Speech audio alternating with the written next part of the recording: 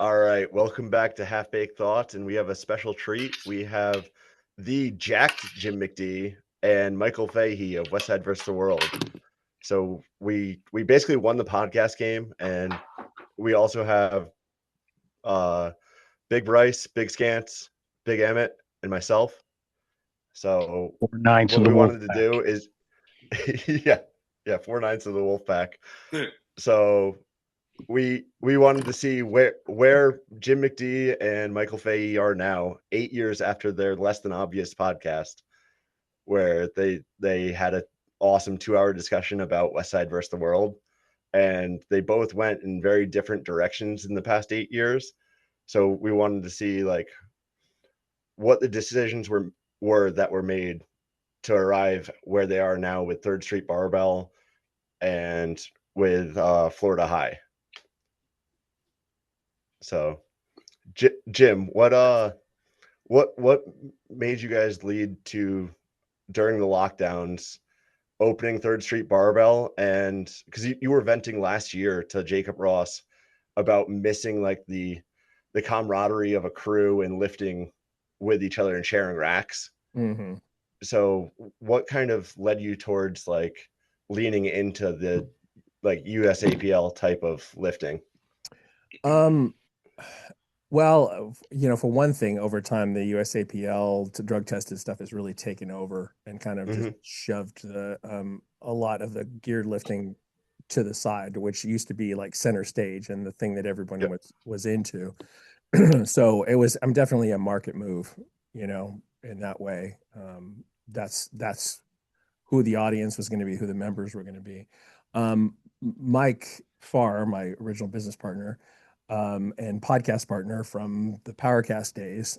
So um, he had a gym at some point in the past, and after both of us were gone from ST, he was like, we could potentially gym, and there would be like synergy with what we do with media, and it would be cool.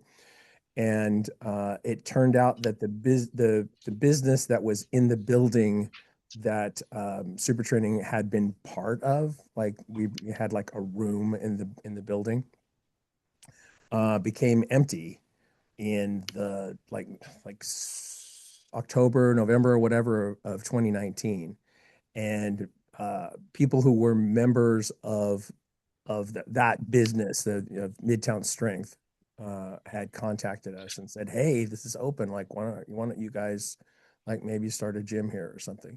And we actually looked around at a lot of different places before we settled on that spot. But we just had a lot of obviously we had a lot of history there.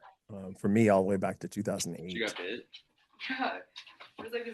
and I I did get intrigued with the idea, and it sounded like it could be cool, and we were not anticipating the pandemic at all, obviously, Mm-hmm. and plans were already kind of rolling before COVID hit and they started shutting things down. And we literally, when we signed the lease on the place, we actually had a 2 or 3 month um, uh, potential opt out. It's like if we don't think we can do it, if we don't think we can pull it together in that time, or that we won't even have the ability to be open, we can just walk away from the lease. And we ended up feeling like we had the chance to go forward. And it's weird that not a lot of our original members were those drug tested Federation powerlifters. We had the equipment, but what we had was a lot of people who were suddenly working from home, couldn't go to their regular gym for one reason or another. Um, a lot because the those other gyms were very some of them were very militant about staying open in California. Mm-hmm. And that's not the direction we went. We went just kind of under the radar as much as we possibly could, just to get open and stay open. It took from June to November to get us open the building was trash, and we really needed to work on it. And then getting equipment during COVID, if you remember it all, Oh like yeah. months and months to get bars or weights or racks, or and everything was more expensive, obviously because of the supply chain disruptions and stuff. Um, but those early members who were, like I said, they weren't even necessarily powerlifters. They were people who were just had a fitness bug, and they did not want to let it lie fallow because they couldn't go to the office. And people very self-directed, like, and we still have a lot of those type of people in the gym, and I could love to have a lot more of them because they tend to be very stable members. Because our powerlifting members, a lot of them are in their early 20s to early 30s, and some of those folks get way into powerlifting. Like they have to have the shoes, and they have to, they always have to lift with kilo plates, and has to be exactly like it would be on the platform and all that stuff. And then they burn out, and then they go on to some other thing, and you lose them. Whereas the people who are very fitness committed, they're like, okay, well, this is my gym, and this is where I go, and I know I can always I know I can always get my workout in within a particular amount of time because it's not super crowded, and you know. So was that something that you kind of realized like after the fact, or was it something that when you were deciding on equipment that you were cognizant of? Oh, we thought we were just going to be a straight up powerlifting gym. Oh, okay. We had no idea. We had a few machines and stuff, but it was pretty limited. We just had the just very basic stuff. Okay. And we right now there's still, we have more machines and stuff than we did before. And I'm moving. That's maybe we can get to this later, but like I'm trying to move in that direction to get more of those kind of folks who are not, you know, committed to the Avid barbell. powerlifters. Yeah. Yep. That makes sense.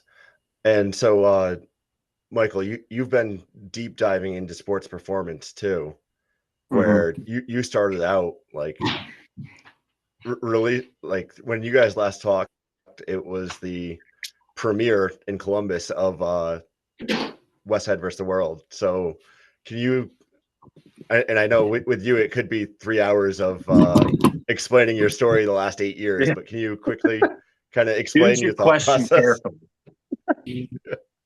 Yeah. Yeah. So coming off of the heels of Westside versus the World, um, as some people know and some people don't, like I had a whole situation with a business partner who uh, took up sort of a life of crime and thievery, and it kind of left me in a financial lurch where trying to get the movie out, and suddenly being short a whole lot of money. Somewhere within there, I had the idea of, I just spent so much time in powerlifting and hanging around Westside, and so much of the like periphery of Westside were strength and conditioning people. So I'd gotten to know I became like much more interested in the content of the movie than the process of making the movie. Simultaneously, like I had become friends with a lot of the lifters, and so in 2018, right as the movie was coming out, and sort of finalizing for like Amazon and iTunes and Netflix and stuff, I started a follow-up documentary thinking, well, I've hit this vein of people who want to consume content from this world that I'm in now, and I still have this access. I was still having fun with it. And I think a lot of people, they wanted Westside versus the World. It was a very like retrospective project where it's telling this like long story that had largely already happened. So I started shooting a follow-up documentary that is not a sequel, but more so, very important to note, it is not a sequel. But following sort of a group of geared powerlifters very much in the moment, kind of in the way that a lot of people, I think people wanted Westside versus the World to be like a sort of pumping iron, you know, structured film of like following what was happening. So I started making a documentary following Anthony O'Hara and eventually Bob Merck and Chanel Nolette Slater, and kind of capturing a few other people who were largely in that like WPO type circuit. So that started in 2018, and then of course somebody said to me, you know, I did a podcast with like Travis Mash, and he said on that, you know, no one would ever watch this, and ESPN would never put this on. And at the time, like Westside versus the World was just coming out, I think in early 2019. Westside versus the World was just coming out on larger platforms. It was about to go to Netflix. And I'm always irritated when people say that like, there, to me, everything is like there's the idea and the intention and the execution, like all these separate elements. And the fact that something has not turned into the fact that someone hasn't done something is not evidence that it can't be done. It's just evidence of like it hasn't been done in the proper means yet. And so there's sort of similar with like Westside versus the World. Somebody who's going to have me on their podcast soon told me, you know, you'll never be able to get 5,000 people to watch a movie about powerlifting. And that was one of the driving things that made me want to make Westside versus the World. You know, Jim told me, don't. I talked to Chris Bell. He told me, don't. You know, like if you tell me don't or no, it just makes me want to like sort of take the knot and unwind it and figure out like why aren't people able to make this thing work? So from there, you know, Travis Mash said you would never be able to put that on ESPN. So of course I called up one of my friends at ESPN and said, how do we put multiply powerlifting on ESPN? And so in October or November of 2019, that's exactly what I did. The first and only full-length powerlifting meet in ESPN's history. And we pulled it off in 4.5 hours. And we won our time slot, and it happened to feature the largest total in the history of the sport. In 8 lifts? That post interview with Hoff is like one of my favorite things ever, where he's like shirtless. He's like, some people pay good money for this or whatever. I've watched that so many times. I've also watched Westside versus the World so many times. Sorry. There we go. Amazing. I love it. Get some people going, dude. Well, and so that's something that I kind of want to cut you off and talk about a little bit, because like you recognize that Hoff is oozing charisma. And a very specific kind of charisma, but yes. Right. Can you go into that? Because like you and Jim mentioned, like Jim was starting this before everyone else, before YouTube. Mm-hmm. And you were the one that was looking at his metrics, and like you and I have talked about YouTube metrics with other companies and stuff like that, where their metrics show that they're not a viable business. And so you saw that it works.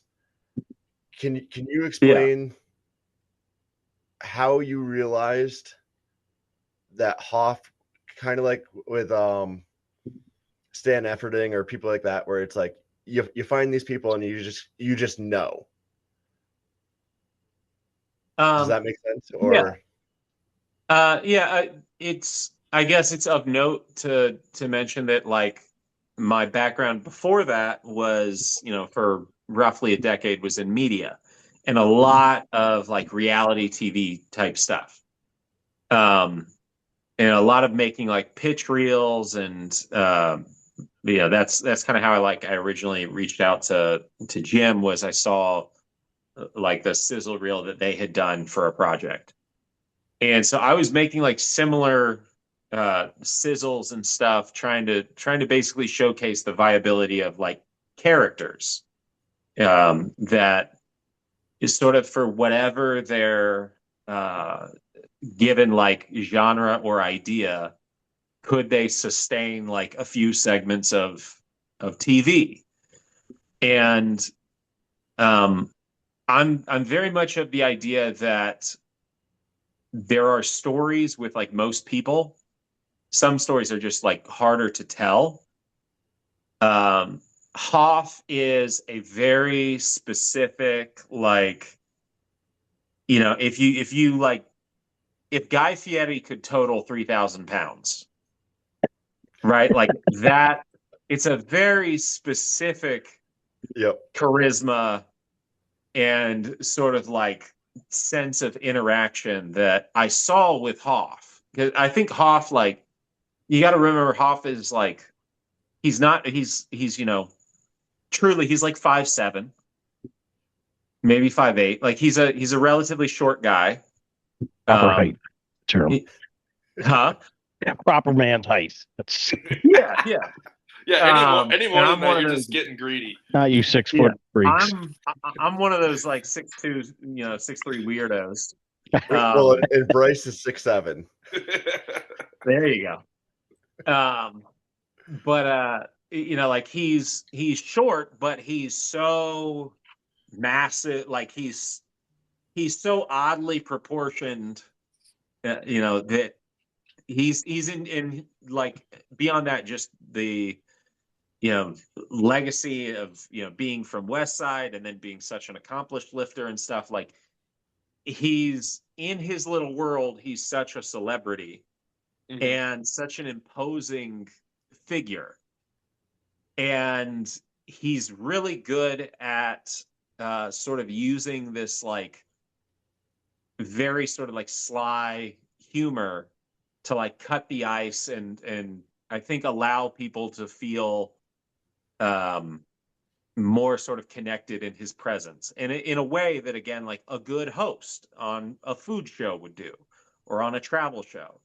So I was like, you know, I've seen guys who make a career out of just sort of having that personality where they can have kind of like a very energetic conversation about food or about, you know, like some, I worked for NFL Network. Some people could do that with, you know, you could give them just a sliver of, you know, a football play or something, and they could take one action on a football field and facilitate a larger conversation off of it that felt accessible and warm to everyone around them. So like I'd seen people, whether it's, you know, Steve Mariucci or it was Guy Fieri, it was, you know, like I've seen these different people do the same thing just in different fields. And so hanging around Hoff, I was like, he has this same sort of tool set. But then he also is in, you know, he also has like enough sort of like Chuck Vogelpool in him where he still like doesn't open up to many people and still is, you know, like, he's a pretty shy person sort of outside of that, that one like means of showcasing and displaying himself. Right. Outside of that one persona, he's kind of a totally different person. Or not so much a different person, but like he doesn't like need to. He's very guarded. Yep. 99% of the time. Yep. And then he kind of, you know, like is more of that character for this small sliver that people see this very charming, you know, moment. And then he goes back to being pretty quiet, not really talking to people, and kind of famously doesn't put much out on the internet. So he was simultaneously like capable of having that kind of like energetic warmth, and also wasn't sort of neurotically seeking to overexpose himself. Right. Which is nowadays is a really hard thing to find. Like, right. There's plenty of people who have those traits, but a lot of them are so addicted to like social media, especially, that like they just become consumed by these weird performative tics, and it leads to them sort of burning out in their little niche, oftentimes over and over and over again. That makes sense. I'm not thinking of a certain person in my head as I say this, and think about who else is on the call.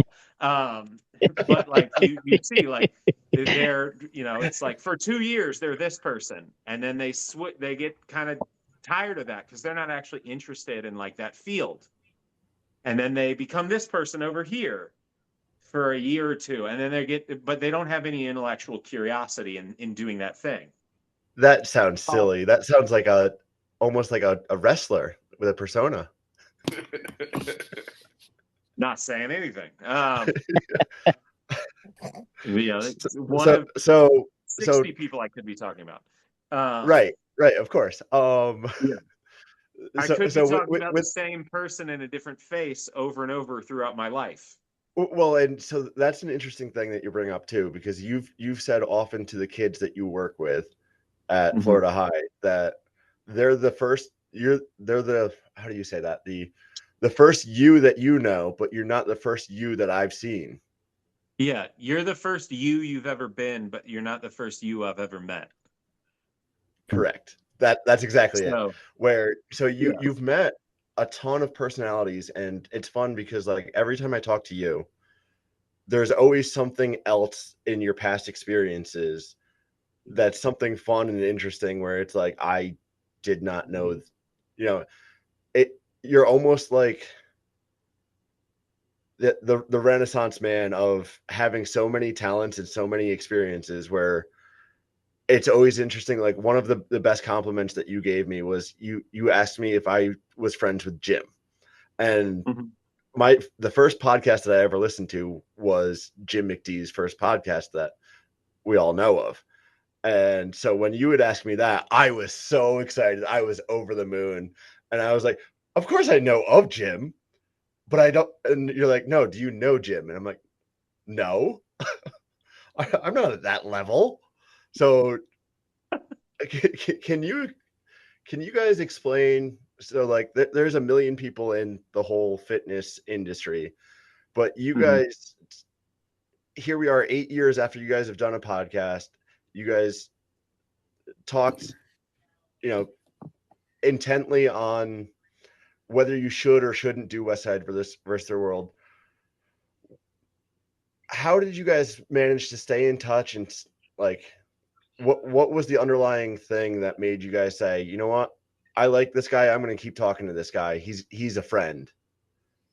Jim, how do you determine, because you've met everybody throughout this industry for 20 years now, how do you decide, how do you realize that like he's a real one? Oh, no, that was easy. That was easy from the beginning, and Michael and I don't talk all the time, but when we do, it's like, like no time has passed kind of. He's one of those people for me. I don't know. He's very analytical, in case you didn't figure that out.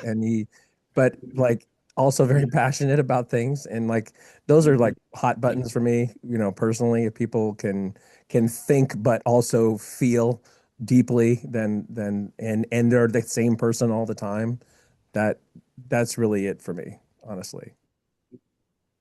That makes sense. And I can confirm that, because like, as I used to joke when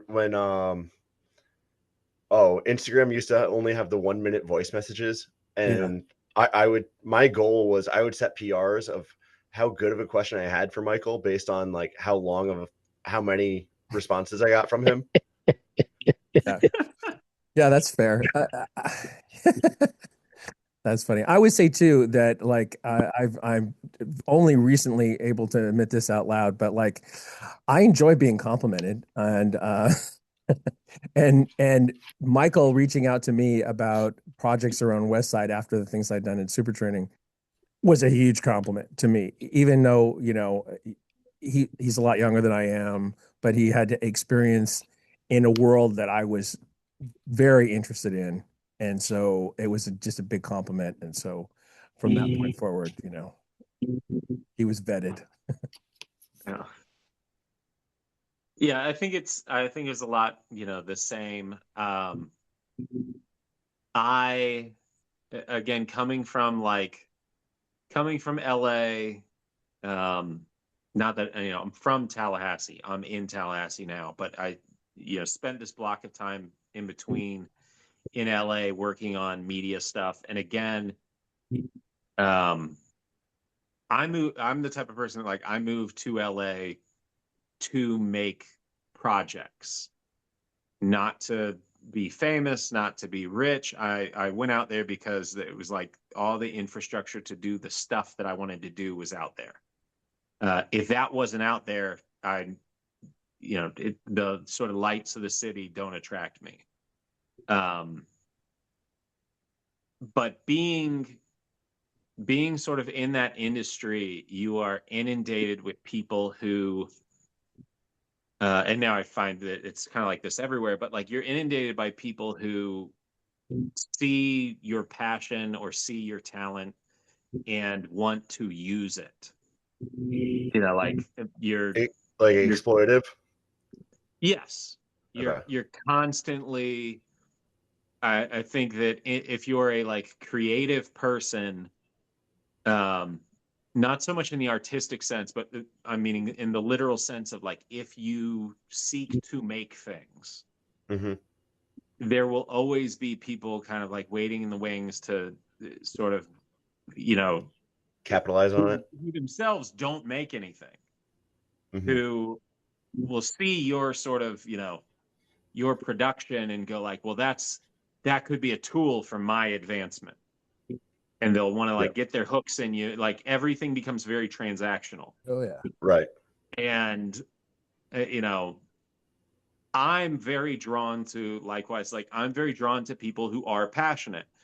And to me, it's very obvious when you're passionate about the thing versus the status that the thing can give you. Right. Those are, it's with Louis was famous, but Louis didn't give a shit about fame at all. If anything, it was it was in the way, right. He was excited about figuring things out. He was excited about doing things. He was excited about achieving things. And, that sort of passion is when you're actually genuine about the thing that you like doing and you have an actual interest in it and an attention span for it. That's very obvious to me versus again, sort of the pretenders who will put on a different mask every 5 minutes and go wherever they think the views are going to go or go wherever they think the algorithm's going to go. People who are reactive in that way where they're just, it's they're, a bug just chasing a light. They're just going to go wherever they think that light is. Versus, again, when I first started talking to Jim and I went out and I think we talked on the phone once and it was a really long conversation, which shocker with me. And Twitter DMs. Yeah. We went back and forth, I think through emails, and then I think we had a long call, and then I ended up in Sacramento for an alarm company. Yeah, it was a commercial of some kind. Yeah. Yeah, I'd been to Sacramento, I think once before it would have been right before I met you for Travel Channel, but I went back to shoot something for a Mormon alarm, door-to-door alarm sales thing. A reverse funnel system. That's pretty niche. Yeah, the rent's got to get paid, y'all. Does it tell you when a Mormon's coming to your house, or is it Mormons going? Yeah. So little known secret. Mormons are highly trained door-to-door salespeopeople. Oh, we know. we have our friend Eddie, who's not on tonight, but he's a traveling salesman for Miller Welding. Yeah. but he's Mormon too. Yeah. I mean, it's legitimate. Like I grew up with a lot of Mormon friends. They are legitimately, like they are sought after for door-to-door sales gigs. Yeah. Social butterfly too. Yeah. But anyways, so I ended up talking to Jim, and again, I had at that point in time, I had talked to several people who, I'm used to like saying, "Hey, I want to do this," and somebody looking at me like I'm crazy, or eventually kind of leaning in and going like, you can't really do that, right? Like, you shouldn't do that, right? Like, I thought it was hysterical how you were saying that you wanted to do that, but now I'm concerned you're actually going to try it. And I'm like, yeah, I am. I'm a lunatic. Like, yeah, I'm a crazy person. So,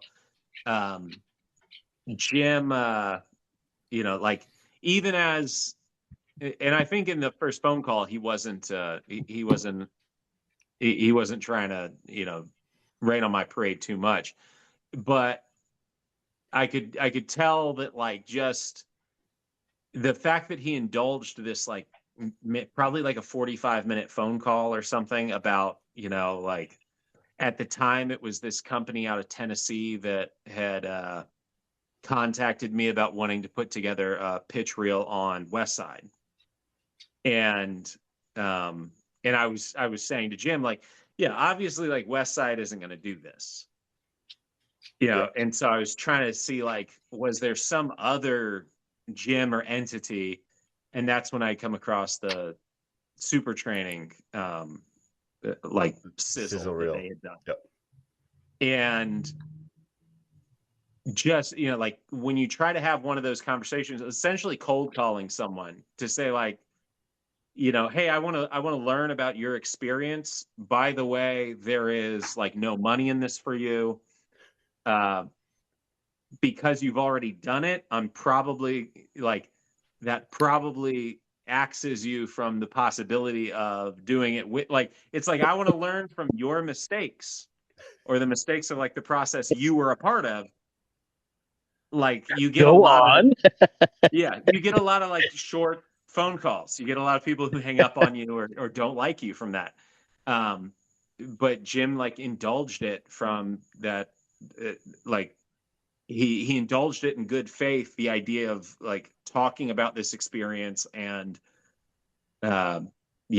what it's like the odds of just that conversation going anywhere were so low, and yet he still indulged it and kept talking. And then I was like, well, now I feel like I know this person. Oh, now I've got an excuse to go up to Sacramento. And then we went to like a steak restaurant, and he took me to the building that his gym's in now. Or are y'all still in that? Yeah, we're still in there. Yeah. But, so it's like serendipitous and full circle sort of in like, I was going there to see super training. And of course, sort of poetically now, it's Jim's gym. Yeah. Right. But, again, it's like all of these things are they're very like low odds sort of plays that any of this works out. Like it's you're beating the odds if you even get to the point of making a movie. You're beating the odds even, from there, you're beating the odds if the movie is at all like what anyone could consider successful. Like you don't lose money on it. Likewise, you're beating the odds if you open a gym and it's still there a year later. Like, so it's all of these sort of like ideas along the way that I think to an ordinary person as well are like, not that exciting. Like you're going to make a powerlifting documentary. All right, weirdo. Like you're going to start a powerlifting gym. Like they're such fringe sort of passion projects that, again, like you should not be in those spaces if you're seeking like a big payday or something, because those are really hard. Statistically, those are just really hard ways to achieve anything. So you should only Right. be there if you are passionate about like the underlying sort of subject or like mission, I guess. That makes sense. So that's what I was drawn to Jim about. And then then like shortly thereafter is when I think the podcast over at Super Training started. And then very quickly that like blew up. Yep. And, so it's also that weird thing of, and even like I've talked to you, Steve, about like,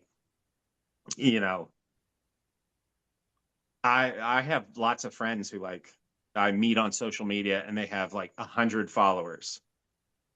And, a decade later, I'm still friends with them. They could have become famous. They could have blown up to 100,000, and I would probably have no clue because all I'm doing is sending voice notes. Like, I know of like specific accounts, like somebody on Twitter who has many multiples of what I have right now, and their account just like shot up one day, and they're like, I went and checked and was like, oh shit, you've got like 19,000 followers out of nowhere. And I'm like, I remember we were talking like 6 months ago and you had 80. Yeah. Like, what happened? And they're like, oh, I got popular because of, this string of tweets. That's wild. I don't care about any of that. Because I've also, seen people with millions who basically suffer breakdowns and end up deactivating accounts. Yeah. I think that like the pivot of the Super Training reality show that we were trying to put together, and there was probably like 5 or 6 attempts at that in terms of like trying to sell it. And then what Michael did with Westside versus the World is that most of the content to that point for each one of them had been like instructional, informational content that had some personalities sprinkled into it, but weren't really driven by the personalities. All those Westside tapes and stuff, like you could pick up people's personalities from watching them lift or watching them interact a little bit, but it was really just information heavy. And the stuff that I did with Super Training before the podcast was basically like the first voiceover lifting videos on YouTube, and it was just describing what you're seeing and then why you're doing it. It was all informational dump, and the real shift was toward personalities. That the reality thing required that, and obviously Westside versus World required that, and to a certain extent the podcast did too, because the mission of the podcast for me was to provide a longer form interaction with our audience, so people actually sort of get to know us, at least know how we are when we're on a podcast, which is not necessarily how we are in real life, but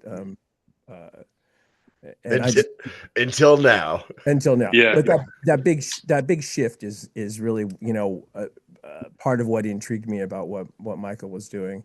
And I as much as dismissive as I was, and I think I said this 8 years ago too, that I was like, I like immediately liked him and felt like I should try to be somewhat protective, just kind of knowing what situations like that can be like in things I already saw, like in what we were trying to do. And at the same time though, I'm like, well, how do you actually solve this puzzle? Like, how would it actually work? And that's where the Westside versus the World line came from, was like, well, how would you do it? Like, how could you approach them in a way to get what you wanted out of them? And that was exactly where Jim was the first person to say Westside versus the World. Then a couple years later, while shooting, before I had said Westside versus the World to anybody, then Hoff said Westside versus the World. I was like, okay, that cements it. Like, it was an offhanded, just an offhand, like, spontaneous remark. not prompted by a question or anything. And I was like, okay, that's the sign that, for whatever reason, I remember Jim saying that. I remember that whole setup. And then Hoff says it, and like that just confirmed it. Right, because you were torn between something else. It was like, was it like Dead Dogs or something like that? Oh yeah, Louis, Dead Game Dogs. Yep, that's what it was. Yeah, which I think like there's a lot of things that like I even with what I'm doing now. In the last couple of months, I started a new company, and the name of that is something that I'm not ready to talk about it yet because I don't have something to. I learned from Kickstarter, like if I can't sell something to you very quickly, I don't want to talk about it. You mean like the shirt here that I'm wearing? Yeah.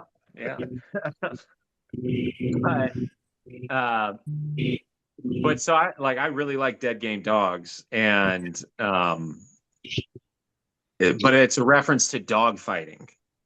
Yep. And it's Louis had told, like, so it would have been artistically, it would have been very satisfying, but it would have driven a lot of people away from it, and it wouldn't have connected with like the built-in audience that Westside had. So Westside versus the World was like, it was something that it like worked, though it was not what I like want. It didn't artistically like satisfy my internal aesthetics, which is a weird thing, because the next movie, which I'll just go ahead and say, like, I'm gonna screen somewhere around the Arnold in 2027 here. So we're gonna hold you to a date now. Jim Jarvis is gonna be so excited. Just said that here so that everyone can be mad at me if something doesn't happen. But no, that'll happen. I won't be mad at you, I promise. If I'm not there, I'll be in Tallahassee. Y'all can fucking try and find me. You'll be in a compound. It'll be like in the swamp. No, my turf. And I'll be covered in mud like Arnold and Commando. Predator. He has one lake. He's gonna be casting the weird Japanese lures. It'll be fine. Oh, I'm ready to go. Oh, there you go. Yeah. That is a Moby from Greenleaf Lures. That is a 15-inch shad. To go bass fishing. Huh? To go bass fishing. To go bass fishing. That's right. Hey, you only need like a 4-pounder, honestly, to catch something on that. But no, what was I saying? Oh, so like the name of things often, like the company I'm working on now, my partner came up with the name and I hated it, and I was making fun of him. And as you should. As I should. And if he hears this, he knows that I love him. But he said it, and I was like, I hate that. That's very cringy. And then I made a series of logos just to text him to continue making fun of him. Because I sort of what guys do, man. Huh? That's what guys do. Yeah, I coach and sort of work very much, through use of like shame and humiliation. So, but then I messed around. Yeah, then I messed around and I made a logo that I really, really liked. And then I showed it to like some of my kids as I was coaching, because I still coach. And immediately my kids were like, "Oh, that's sick." Like, they didn't know what it was even for. But they were just like, "Are you going to put that on a shirt?" Like, I buy that. And I was like, damn it. Like, I like this logo so much that now we need to use this name. I went back and he's like, "So I was right." And I was like, I'm not willing to go that far. But so I'm constantly like, even with things where it's like I'm in in theory, I'm in total control over certain aspects, and still I'm like, I know that this is what I want versus I know that this is what's like better. Right. And that makes sense. You know, editing is like entirely that way. It's like if it was just about pleasing me, every movie would be 9 hours long. You know, like it's, you know, so I drop things out constantly that I'm like, I love that moment, but I know that no one else is going to get it. Yeah. Do you have a 9-hour cut of Westside versus the World that I can watch? Please send it my way. That we could watch, Bryce. Come on, man. Oh yeah, right. We're going down to Tallahassee. It's fine. I would love to see that. Actually, if the hard drive will start up, I know I got at least a 7. Yeah, I did. Oh, I know you do. That's it. Come on. I know you did. I need the good that. stuff. Yeah, but I mean, I got like a 4 or 5 hour right now. But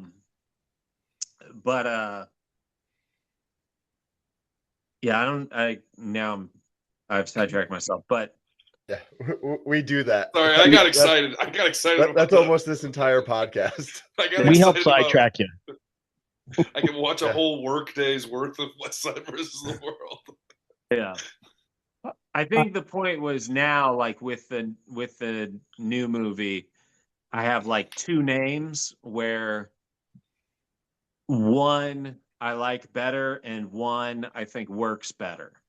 Okay. If that makes, like, that's what I was getting at. One, I think for luck you should ask me. There we go. I like it.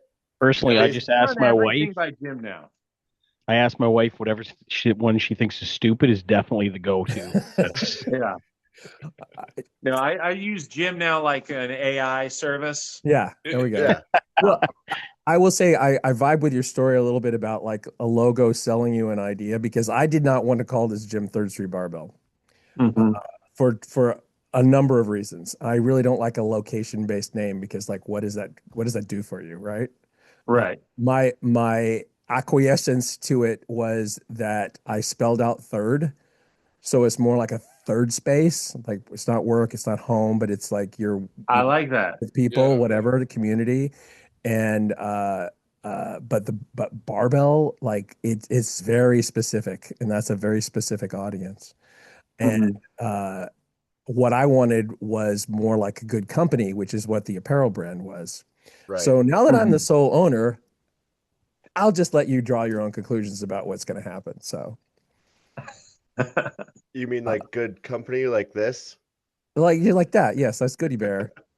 The new Goodie Bear is turned around. He's looking the other direction. Oh, nice. For a very specific reason. Well, probably more than one very specific reason. But yeah, no, when we saw because we used this designer in London of all places, who was a fan and a fan of Mike's, I guess, and maybe some of the super training stuff, but more of the Mike Barbell Brigade stuff. When I saw that stuff, it was really good. Like, the branding was very difficult to argue with. And I was like, okay, all right. I'm setting aside my objections and my feelings, and we'll go forward with this because it's just good. It's really good, and people will get it. But when you're again trying to look for a bigger audience, you have to think about, like, how does it impact people who have no context for you at all. And I would say too that most of the people who come to the gym as members have little to no context for anything that I've ever done or anything that Mike was involved with. They just not. They're too young, and or they were just they came into it at a different time of life, And I am reaching that almost to that "don't you know who I am" point of fading fame, Which is you know weird, who I was, because it's like for all of us in our mid 30s to 50s, like, yeah, I got you, Scants there. Well, technically over mid 50s as of 2 days ago. So no, it rounds down. It's fine. But it's so weird because, like, everyone knew you from the Powercast, and, like, even in that first conversation 8 years ago, where you guys were explaining, like, Michael knew that you knew everybody at the Arnold because of all of the things that you had done. So now it's crazy to me, like having 22-year-old kids come over and I reference something from, you or somebody adjacent to you and they don't know who you are. And I'm just like, we used to be a proper freaking country and now we no longer are. Yeah, no, that's the case. And I don't know. I've always felt like when people get into a sport or a hobby or an activity or whatever, however you want to classify powerlifting, you should know something about like the history of it and like how it started and how it evolved and who was involved and who are the great lifters. And some of these people don't know who Ed Cohn is and what he was to the sport. Like that like what? That doesn't track at all for me. But I see that in strongman. All the guys are what you hear them, we need to get back to old school strongman, like Brian Shaw. It's like, no, it's like, the way it was Mass Monsters is like, dude, Yokohama was 275 pounds. Like, no, that's, those are those 20 to 30-year-olds. And, right. You get the guy, I grew up with Dad watching World's Strongest Man would come out and all that kind of stuff right there. So it's, but I think there's almost like a sliding scale that, as you said, kids don't know who Eddie Cohn is or Louis is or any of that kind of stuff there. And, they'll hit a certain point now where, soon the guys getting into strongman won't know who Brian Shaw is or Thor is, or, it's just kind of almost a mythical figure or something like that. So. Oh yeah. Like I was so excited. I went to the Mariusz Pudzianowski, Tim Sylvia fight in Worcester in like, I don't even know when that was, 2009 maybe. And now today, kids have no idea who Mariusz was. Yeah. And it's like, what the hell is wrong with you? Well, and if you're in the sport, aren't you trying to, maybe this is just us, but like, don't you want to know more? Like, who was good at this? Like, how can I be better? What did they do to get to that level? Like, people that have already finished their careers, don't you want to like see where they went and like? Yeah, you would think so. Like, where were they at this point? Okay, where am I at? Like, like, don't you? I think you nailed it right there too with that. I want to see how Yokohama, 275 pounds, how did he beat guys that were 6'5"? Yeah, right. That's very, as a short-statured man, that's interesting. So, I had a coach say to me this week, I said something about the Book of Methods, and he goes, Westside has a manual. So I was like, I don't understand. I was like, how are you a strength coach like that? Like that should be illegal. Like there's like a few books that like I think as a strength coach, like you have to have read to have any kind of say in anything around me. And it's like the Book of Methods, Jonathan like Livingston Seagull. Like, there's like some very basic books that are just about lifting weights that like if you don't know them, I don't understand how you can be like, I'm a strength coach. But yeah, saying Westside has a manual is like one of the wildest things anyone's like ever said to me. Yeah. Speaking of that, Michael, what would be something that you get frustrated when people haven't read? Because we always talk about like strength training, and it's funny because like you would ask me about the vibration plate, and I pulled out all of these reasons not to do it, and you're like, yeah, I just bought one off Amazon and I tried it. Mm-hmm. Yeah. Is there anything that you would say like you need to read this, or would you just say like just go out and like I've definitely learned more from talking to people like you or Jared or Bird or Sam. Mm-hmm. Like I talk to Sammy every day. Yeah. I think that the problem is that like what most people read, like the big like textbooks, basically, they're worthless to read until you have a foundation of experience. Yep, that makes sense. Like you have to know what the words in the book mean. Right.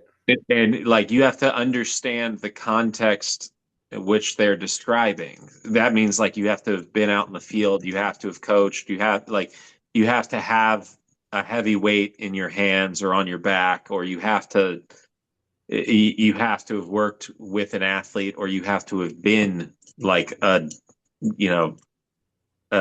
athlete with serious intent. That makes sense. And so I think,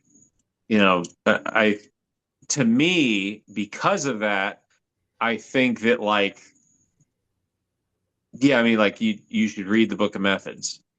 But the Book of Methods is not well written, and it's really like it's a compilation. Like I think I get frustrated when people reference Westside, and they don't understand that like Westside is, again, the Book of Methods is really, it's a culmination of articles. Right. And the articles are all put together, which makes it a poor book because some of those articles are written, 15 years after other articles that are in the same. They appear to like a new reader as this is all one cohesive text. Right. And it's like trying to read T Nation now. It's a little like the Bible. Yeah. Yeah. That's part of why I love it. Yeah, and sort of similarly, you should understand the context. Like, oh, this, like accommodating resistance 315.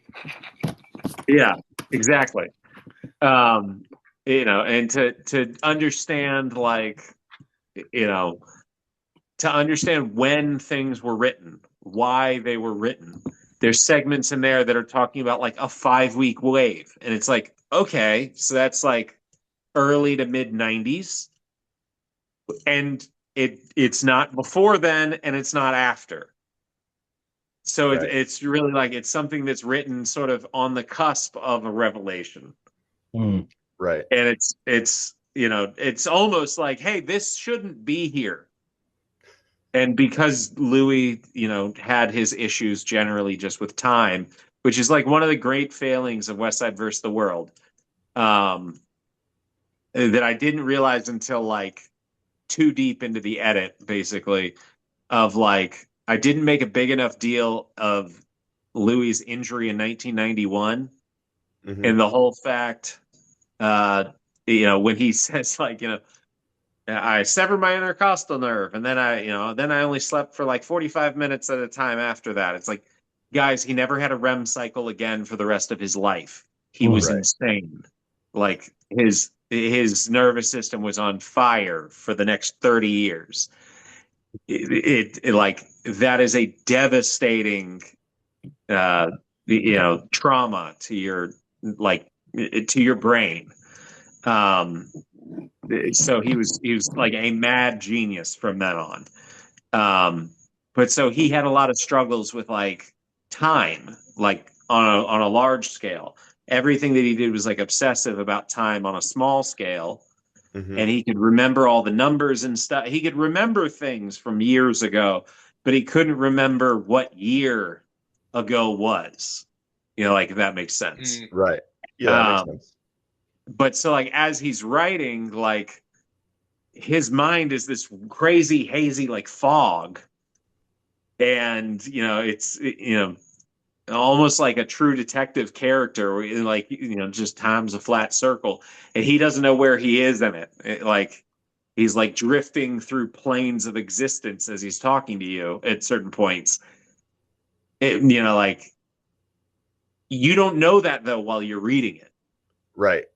Right. So like, there's contradictory things. There's things that are confusing. But if you understood, like, if you had instead ingested it, like, if there were the Powerlifting USA footnotes along the way of like 1983 Powerlifting USA, and then 1987 and 91, and like, if you could understand the sort of narrative component of it, it would make a lot more sense. I think that just generally, it's a failing of like the education system as a whole, where things are not constructed in a more narrative sense, because that's how your brain retains information. So that's kind of funny, because I was actually just telling my 6-year-old that, where she loves to have a story. We'll read a story and then I tell her a story. And she's, mostly nonverbal, and she may have, or she probably has childhood apraxia of speech. So we're working on getting her to have the confidence to try more syllables, and she's 6. And I was telling her that, as she gets, or if she wants to have a good memory, she needs to work on, I'm trying to get her to tell stories and have the confidence to tell a story on her own, even though it's mostly a game of charades for me. And the other day she finally did. And so now I'm just trying to harness that of, you're going to do better. Cause I do it constantly, whether it's to you or to anyone else, where I'm constantly telling myself a story all the time so that I have a better chance of remembering whatever fun fact it is. And sometimes that bites me in the ass, because sometimes I misremember the fun fact that I'm trying to turn into a narrative. And then I tell myself the wrong story, like I did with thinking that Jim was trying to convince you to do Westside versus the World, where it was the exact opposite. Yeah. And again, it's not like he hard sold that. It's more like, you're going to ask me, probably shouldn't do that. Right. But in the way of, similar to when like parents or someone will come to me now and say like, yeah, I was watching, I saw an Instagram video and I'm thinking about doing this for my kid. And I'm like, yeah, I wouldn't. I would maybe think about not. But yeah, give it a try, see what happens. Yeah, but in general, like I have, again, I see like on any given day, I'll see like 60 to 100 kids, and they're coming, they're coming to the weight room. They're coming to me normally at the end of their day. Often they are complaining about, like about a class, and often like history classes. History classes are the worst because they should be the best classes. All it is a story, and instead they're like, they're just mixing up dates. Oh yeah, memorizing dates. Yeah, just when did this happen? And it's like the when doesn't matter; it's the why. Right. Because if you know the why, then it only could have happened when it happened, and it only could have happened the way that it happened. And your brain will like facilitate that. No one, when I was in school, like, no one wanted to take it. We didn't want to read the test and we didn't want to memorize the dates. But when we had a substitute teacher, man, we all wanted to watch Amistad. Like, there's, we all wanted to watch like Mel Gibson tell us our story. Like, just put it through a human perspective, and all of a sudden it's a $200 million movie. Like, the Odyssey right now. I really want to drive 2 hours on Saturday to go watch it in a 40X theater. You get tossed around and sprayed with water and stuff. That's pretty cool. Yeah, and especially with that one too, where it's like it's a story that's persisted for thousands of years. Yeah. Yes, thousands of years, and still people have the tendency to want to, to look at it as just this happened, this happened, this happened, this happened. Like we want to distill things down to this like very cold, clinical means of describing things. And it's even in the like more primitive sort of like structure of the sentences and, the structure of the story, in very old writings, it's still this happened and then this happened and this happened and then this. So even in like the most primitive sort of like grammatical sense, saying this happened, it's cold, it's disconnected. This happened and then this happened. Just and then creates a connection and a sense of like stakes between things. Right. Yeah. And it's Gosh, there's so many things that now I want to say about, because I've been like editing and stuff now a lot Yep. lately. So like there's little things that I want to say about, having having these moments, and then say like the way that I edit, I like to have I try at least to have lots of like foreshadowing, like I'm always hinting at things that are coming. Yep. And whether it's, with the next movie, it's, at one point, Hoff explaining, what his attempts are going to be on the squat. And then he throws in, this is long before 3103, but he lays out these, like he's just using as an example these 3 lifts. And he's like, you could set this up this way. And you could set this up this way. You could set this up this way. He's already got in his head what that journey is going to be to 3103. He's not at that point really brave enough to tell people directly. At one point he does, and everyone looks at him like he's crazy. Right. Because it sounded ludicrous. It still sounds ludicrous, even knowing he does it. You're like, yeah. He called that shot. I mean, like, that's just crazy to me. Yeah. But not only that, there's other things with other people. And there's this constant, one of the things, there's another scene where, someone gets injured, and before it happens, someone else says, well, I would be worried about this, and this happening. Because if this happens, and then this happens, and then this will probably happen, and that's how that happens.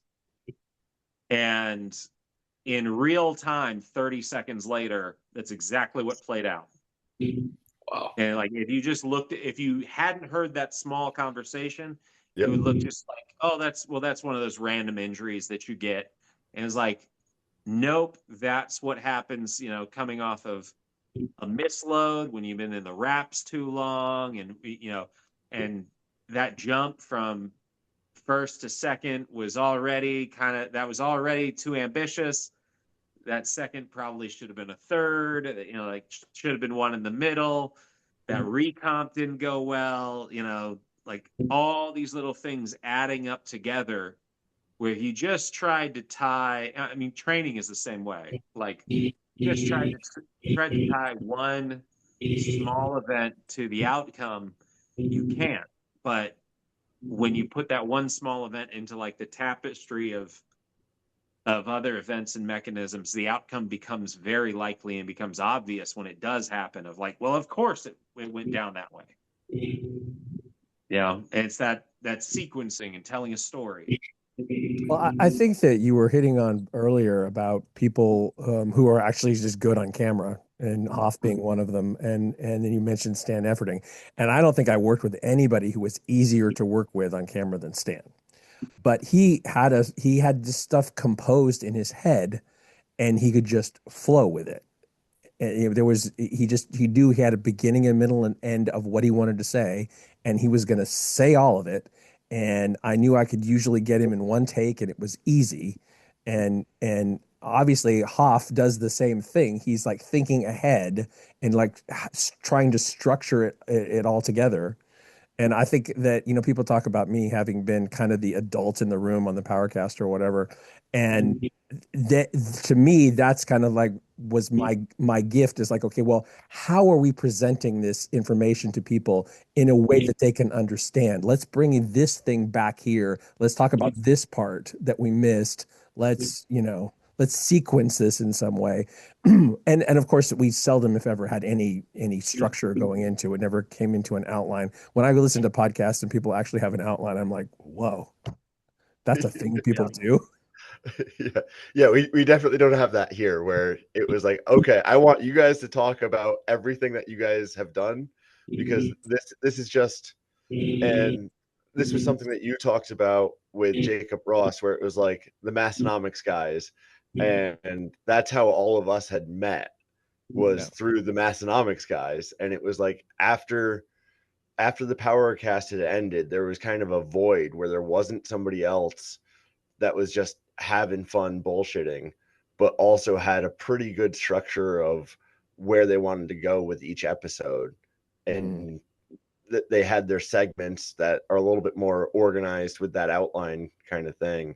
And that's kind of how we met. But what would be, because you guys are both so good with understanding the storyline of where you want to go, how have you been able to,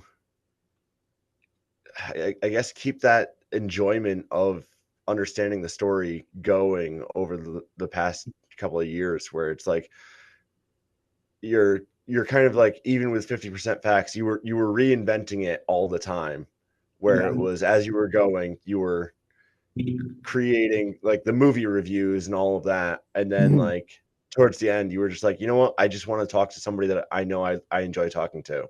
And that's why you brought on like Jacob Ross. I think that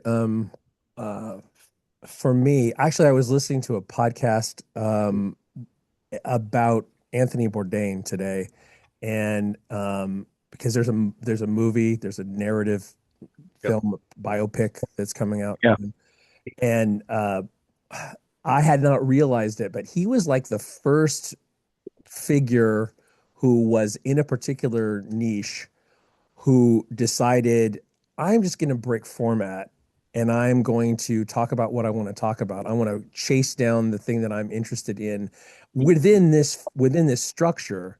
Like, it's about food, but it's not about food. And you know, he broke that before I ever really got involved with any of this stuff. And it just became really clear to me along the way that if you want to keep going, you have to figure out how to stay interested. And like, the reason there hasn't been another episode of 50% since December is when I came back from vacation. I, got a communication with Mike that he wanted me to buy him out. And I was like, I don't have the bandwidth to do a podcast right now and deal with this, like, the major issues around this, including, the lease is going to end, and do I want to keep keep it going, and how can I be fair to him buying him out, but without like putting myself even deeper in a hole. And I just haven't had the energy for it. What is going to happen is I have 2 episodes in the can. There'll be 2 more, which will be the last one will be the 500th episode. It'll come out sometime in September, which will have been 8 years since it started. And then I have a new concept for a new show that I hope will keep me interested. And actually have a spin-off of that in my head as well, which will keep me very interested because it'll pair me with somebody who's interested in a particular thing that is totally not powerlifting or lifting or fitness. And I'm looking forward to that. As soon as I get all of these balls that have been in the air, like, caught and placed on a shelf, I can move forward. That'll be interesting, because like, even as we referenced less than obvious quite a few times, and it's like, that show was so good because it brought in your entire powerlifting audience, but you're learning something totally different with somebody else that from something else. And like, you put so much effort into pausing to explain to the audience everything that you needed to explain to have a better discussion of what that person was going through. I wish that show had been easier to edit because I really loved it, but oh my goodness, it took me so much time. It took me so much time to pull together. It was kind of inspired by a couple of different things. Like one of them is a show that's now called Bullseye, that is similar in format, except that it doesn't really back up too far in the digressions. And then Alec Baldwin used to do a show called Here's the Thing, I think. And so, like, at the end of every, or near the end of every podcast episode, he would provide a piece of information that had not been there that twists the whole story in your mind. It's like, oh. and he was actually interviewing people, but there was a particular like point that had not been emphasized before, that made you rethink everything you just heard. And I really wanted to be able to do, kind of a meld of those things. Yeah. And that makes a lot of sense looking back at how that show turned out, because it was so good. Where you were coming into stuff, and like I was listening to the first one just a couple of weeks ago just to refresh my memory, and it was like the lobbying one, and it's like I fell for the same exact things that you had said at the time, where it was like the having a different perception of lobbyists than what it actually was. And it was just reminiscing about that, where it's like it was so good. Well, I appreciate you saying that. I loved the final product. I hated the process. So the interviews were fun. The interviews were good. They're probably some of my favorites that I've done. But yeah, it's weird how that works, doesn't it? Isn't it, Michael? Yeah, exactly. Editing makes you hate everything. Yeah, and everybody. Yeah. Interviews exactly. By contrast, like interviews are fun. Interviews are like, because it's you and another person. Like, there's a lot of like opportunity to explore, and you might know roughly what the other person is going to say. Mm-hmm. You still have to get them to say it. I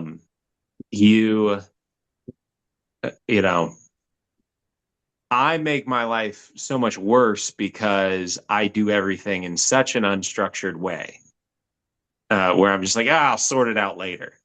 I don't get my, like, I was talking to somebody just like about a week ago. I was talking to this young kid who is like coming out of film school, and somebody just said like, "Oh, can you talk to him?" And he had no idea that I had a background in film, and he was like, "Yeah, well, I make documentaries, and I think that's what I want to do." And I was like, "Oh, that's sweet. Like, how do you, in film, it's sort of like, how do you do?"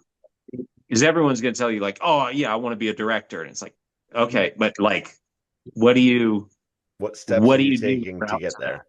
Yeah. Yep. What's the like skill set that allows you to get there? Are you like just a kick-ass writer? Or do you have really rich parents? Or are you just shoot everything and you have a camera and hopefully you're good at it? Or for most people, it's I edit. Like that's the biggest sort of drain on resource and bandwidth to make it go. But he was like, "Oh yeah, I edit," and I was like, "Well, what are you working on now?" And he's like, "Well, I shot about 8 hours, and I got to get it down to one." I was like, "Ooh, that I would be hard pressed to make 8 hours into 10 minutes. Like, what do you? That should, like." That should be your, like, I could come up with the rough cut for that in a couple days. And he's like, "Well, what do you normally do?" And I'm like, "I don't know, 300-ish hours to make a 90-minute movie." And like you start going like, that's, I mean, like, I don't think people understand that. It's like it just to sit down and literally absorb everything one time takes, that's a couple months. Like, that's how much time I spent doing it. And now just the moments when when I hit record, which might have only been a third of the time when I was there. So like it's so much time, and then I'm a crazy person, so I don't get my stuff transcribed. So I got 300 hours of just like loose footage, and then I don't write a script. So like talking to somebody once, talking to an author, and he was telling me like, well, writing a book is so hard. And I was like, yeah, I'm not saying writing a book is easy, but try writing a documentary. I said, like, because you know what you want to, when you write a book, you know what you want to say. There's nothing stopping you from saying it. Right. You just hit the keys. You can dictate it. Like, you just say what you want to say. And the hard part is simply, what do I want to say? But when you put together a documentary, it's everything has to come because somebody else said it. So I know what I want to say, but I got to get the other person to say it. And then there's sort of like the ethical conundrums of how, I could manipulate you certainly to say it word for word how I want it said. But that's not what I do. Right. It's sort of like it's like, I always use the example of like making people cry. I know how to make anyone cry on camera. I can do it. I have done Ed Cohn joked with me before before his interview saying, what, are you going to try and make me cry?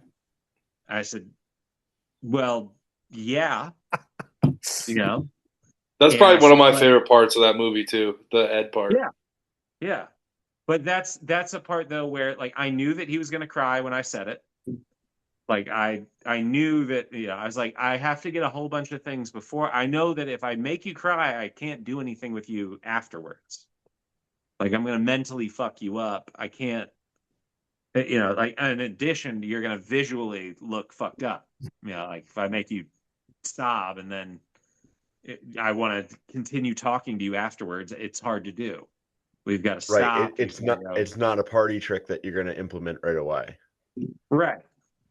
But it's a guided process. You're leading them down the garden path. Yeah. But I can do it really fast. Yeah. But I told Ed, like, I'm going to do it at the end. And he thought that I was joking. And I was like I knew exactly I knew how I was going to get it. Because what I knew was what he figured out, like, as he was saying it, like, say, within that scene, he's crying because, like, he had never been hurt before, like, seriously. And, so he had always been Superman, like, it's easy to be Superman when you're Superman. Right. Superman, like, Superman never blew his knee off. So, like, Superman never had to go through that moment of doubt. Louis had been broken many times before. So, like, Louis saw that and was just like, oh, yeah, you'll be back. Like, but it's getting that, receiving that, like, package of all the stuff after Louis reached out to him, getting the sled, getting the bands, getting the, like, the note from Louis, that what Ed needed in that moment, whether he could vocalize it or verbalize it. Verkashansky? Vogapol? You got yourself. Whether he could Vogapol it.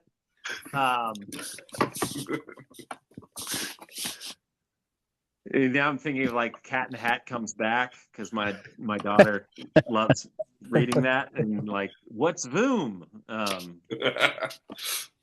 If you got kids. Like, so he cries because it's that reassurance from Louis, the act of simply sending him that stuff that reassures him that, like, somebody else believes in him, which is not something he needed before that. So he was never looking for that external validation before, because he was Superman. He didn't need it. And then suddenly he's weak and he's not used to being weak, like, which almost speaks to, like, I get on my soapbox all the time about, like, toughness, the concept of, like, I hate talking about toughness. I don't believe that toughness exists. So I piss off a lot of football coaches. But toughness is simply, like, how you deal with a circumstance when you do not have a strategy or tactic, like when there's just an unknown, right? So that first time that Ed was dealing with something, where he seriously was doubting himself. And then Louis, and like Louis didn't understand that that's what he was doing for Ed. Like Louis is just looking at it like, oh, well, this will help you come back. Because in Louis's head, because Louis would go, I'm going, if Louis, if that happened to him, he would go, I'm going to come back. There would be no question. Oh, yeah. So he assumed with Ed that there will be no question. So he didn't connect with like what that overture even meant, because it was so obvious and sincere from his perspective. He couldn't even conceive of the idea that you would quit just because you didn't think you were going to be the greatest of all time, maybe afterwards for a little. Like Lou's like, yeah. So you won't be the greatest of all time for like, 8 months. Who gives a shit? Like after that, you will resume your throne and you will righteously slaughter your foes. Like that's just how he thought. So like there's no second thought to him, no hesitation sort of to his mind in that instance. But for Ed, it's the first time where he's legitimately questioning himself. And that's why it emotionally overwhelms him. And that was the last thing I needed from him. And so I decided right there, I was like, okay, we went through all the other stuff beforehand where I was kind of unsure of what we needed. And then we hit that point where, okay, now I know I got all the other stuff. I'm getting low on tape. Now I can bring the hammer down and get this out of you. And I know exactly how I'm going to do it. And I don't really even know if you know how you're going to react to it. But I know that if I set it up right, it takes me like 30 seconds to make it happen. The further you think you are from it happening, the easier it is. Wild. I wasn't calculating when I got Michael to Corona podcast. I'll just say that. No, but I knew going into that day, like there's a high likelihood this will happen. Yeah. It's like probably, honestly, probably not the first or even second time that day that I cried. Oh, I'm sure. Yeah, but yeah. The background of that being, I was just gonna ask. It's hard to even explain. I had just found out that my partner, who I was like made to work with by Louis, yep. Gotcha, had gotten arrested. It takes two. I'm not like, I'm searching for like, how do I say this succinctly? And it's like, it's not real great. But yeah, all of a sudden I was like, I was having to get a defense attorney and like, was like worrying about my exposure to like the FBI and stuff. It was a crazy, very surreal time. And then simultaneously, like 3 days in a row, it was like, oh yeah. So like, talking to the lawyer, my parents are here, my, girlfriend at the time, who's now my wife, she's like, so I got everyone come to see because they're just so proud of like the movie. Then I got people showing up to watch the movie, and it's all Westside folk, and some of them are scarier than others, going like, all right, so is anyone going to hit me when they watch this?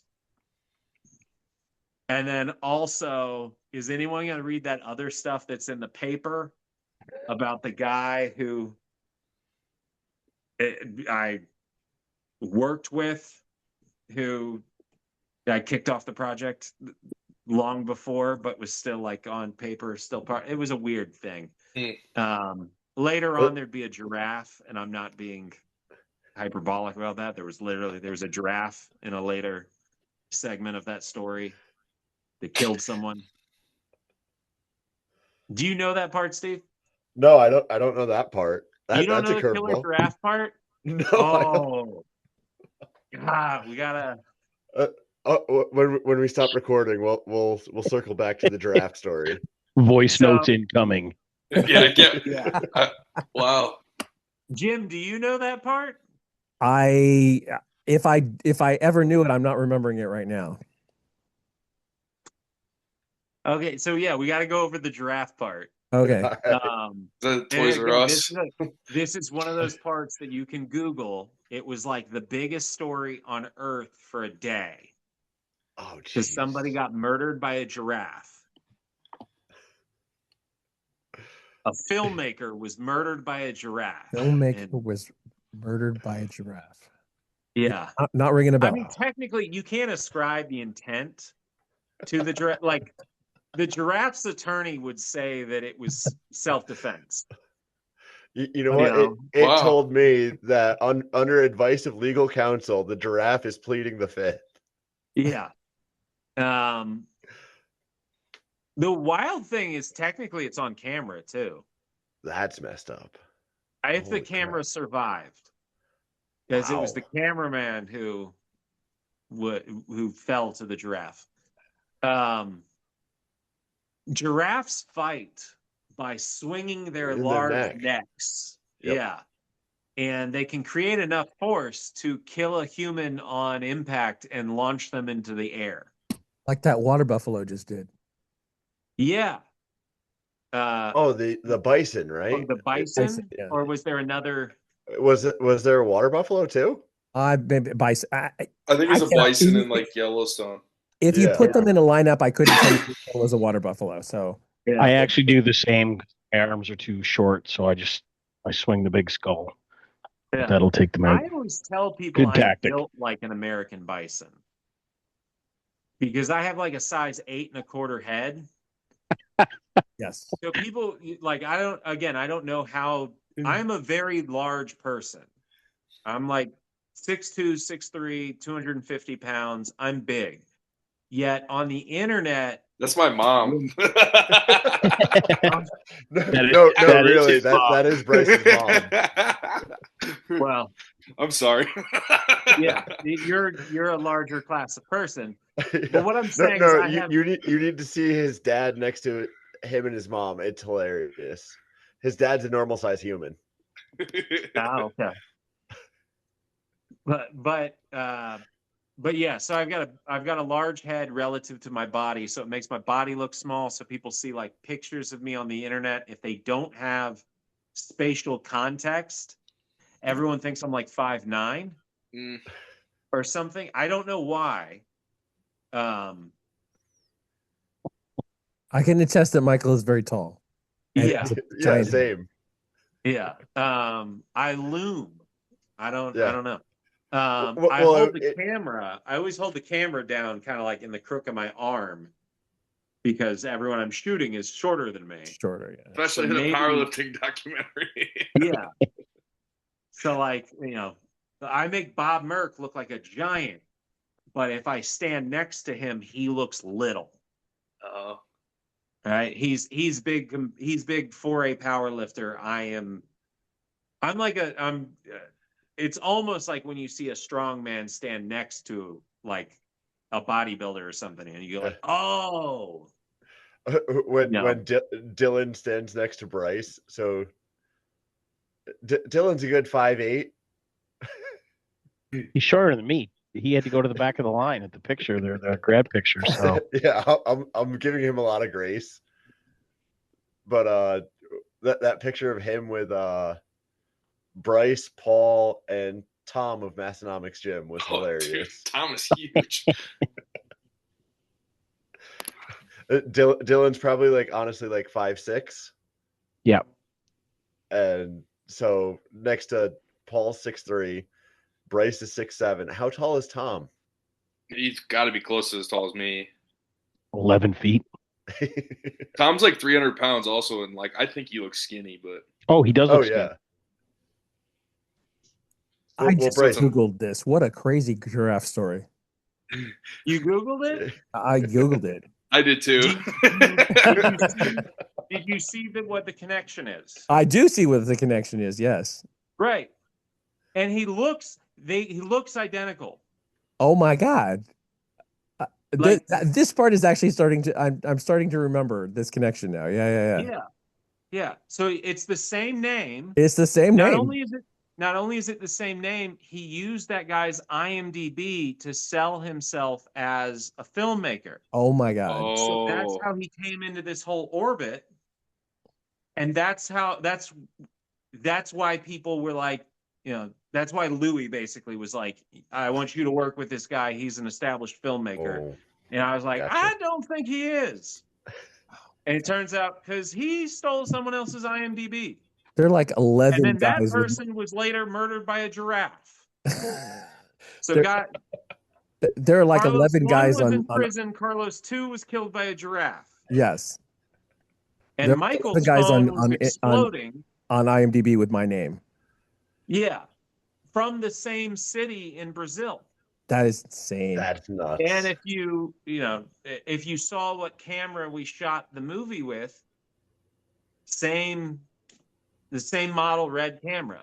Did he intercept this guy's like B&H order?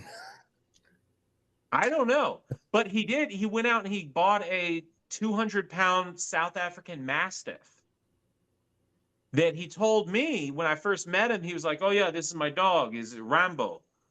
And I was like, "Wow, that's a gigantic. That's like the Sandlot dog." And he's like, "Yeah, I got it in South Africa while I was shooting documentaries. He killed lions." And I was like, "Okay, well that's it." Like he was committed to this bit. It was a whole, The problem was he couldn't really operate like the camera.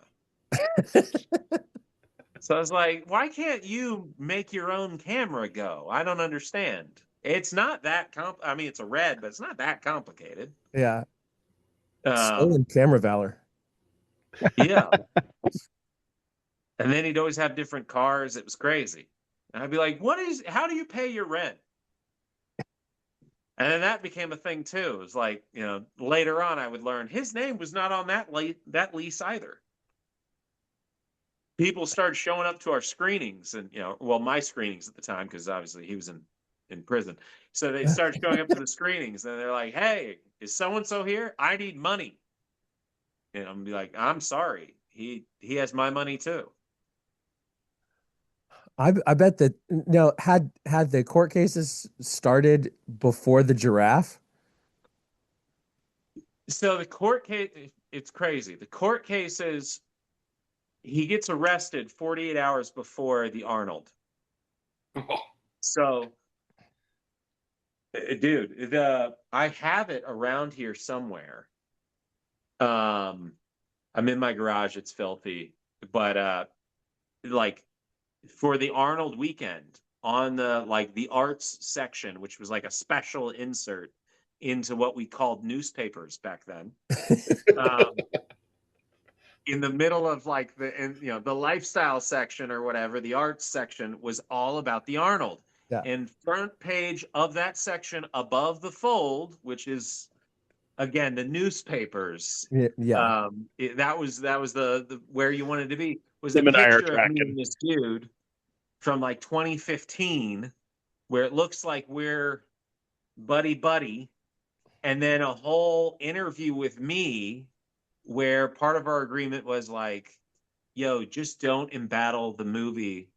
Like, don't get arrested. Don't do anything too crazy. Just, don't risk the movie, and won't tell anyone that you got kicked off of it. And you can go, I'll even mail you the money. Like, just, don't make my life hell, and I'll make sure you're paid." And that was too tall of an ask, I guess. So that art section, insert was done weeks, they finalized that weeks before the Arnold. So there's stuff in that in the newspaper for, that Friday. Well, that same Friday, he and 6 law enforcement. So he was basically a drug mule at that point for the cartel. Again, you can go look any of this stuff up. I don't even have to. If you're listening at this point, it just sounds like I'm a compulsive liar. Or I'm imagining all of this in my head. I'm actually in a coma somewhere. probably with McConnell. And it's like A Beautiful Mind, just massively schizophrenic. Yeah, exactly. I'm either this is all a simulation and like whoever's running it is really heavy-handed, like trying to get me to wake up, or I'm making all of it up. That's what it sounds like. But again, squeeze my hand. Yeah. Just excited for the next sentence. Just squeeze my hand. Yeah. You're getting like a bunch of stuff like that through the whole podcast. You're like, what's going on? Yeah. It's like the end of Roseanne. It's like Dan never existed. The first end of Roseanne. Yeah, the first end of Roseanne. Oh yeah. Which makes no sense. Like how did they bring that? I didn't. Not that I've watched. No, me either. But just rewatching Roseanne from the early '90s. That's actually what this podcast is, and we're about to get into the latest episode. This has become now that you've brought it up, let's just focus in. The Converse. Yeah. So the story on that arrest was in the papers in February 27, 2018, and the giraffe incident was actually in May. Yeah. Of the same year. I'm saying, like, so when the Arnold screening happens, that Friday of the Arnold, the insert is me and him. And like with the camera. And you guys are tarred with the same brush now. Yeah, and it says right under, like, Michael Fahey and his best friend. And his very good best friend that he loves.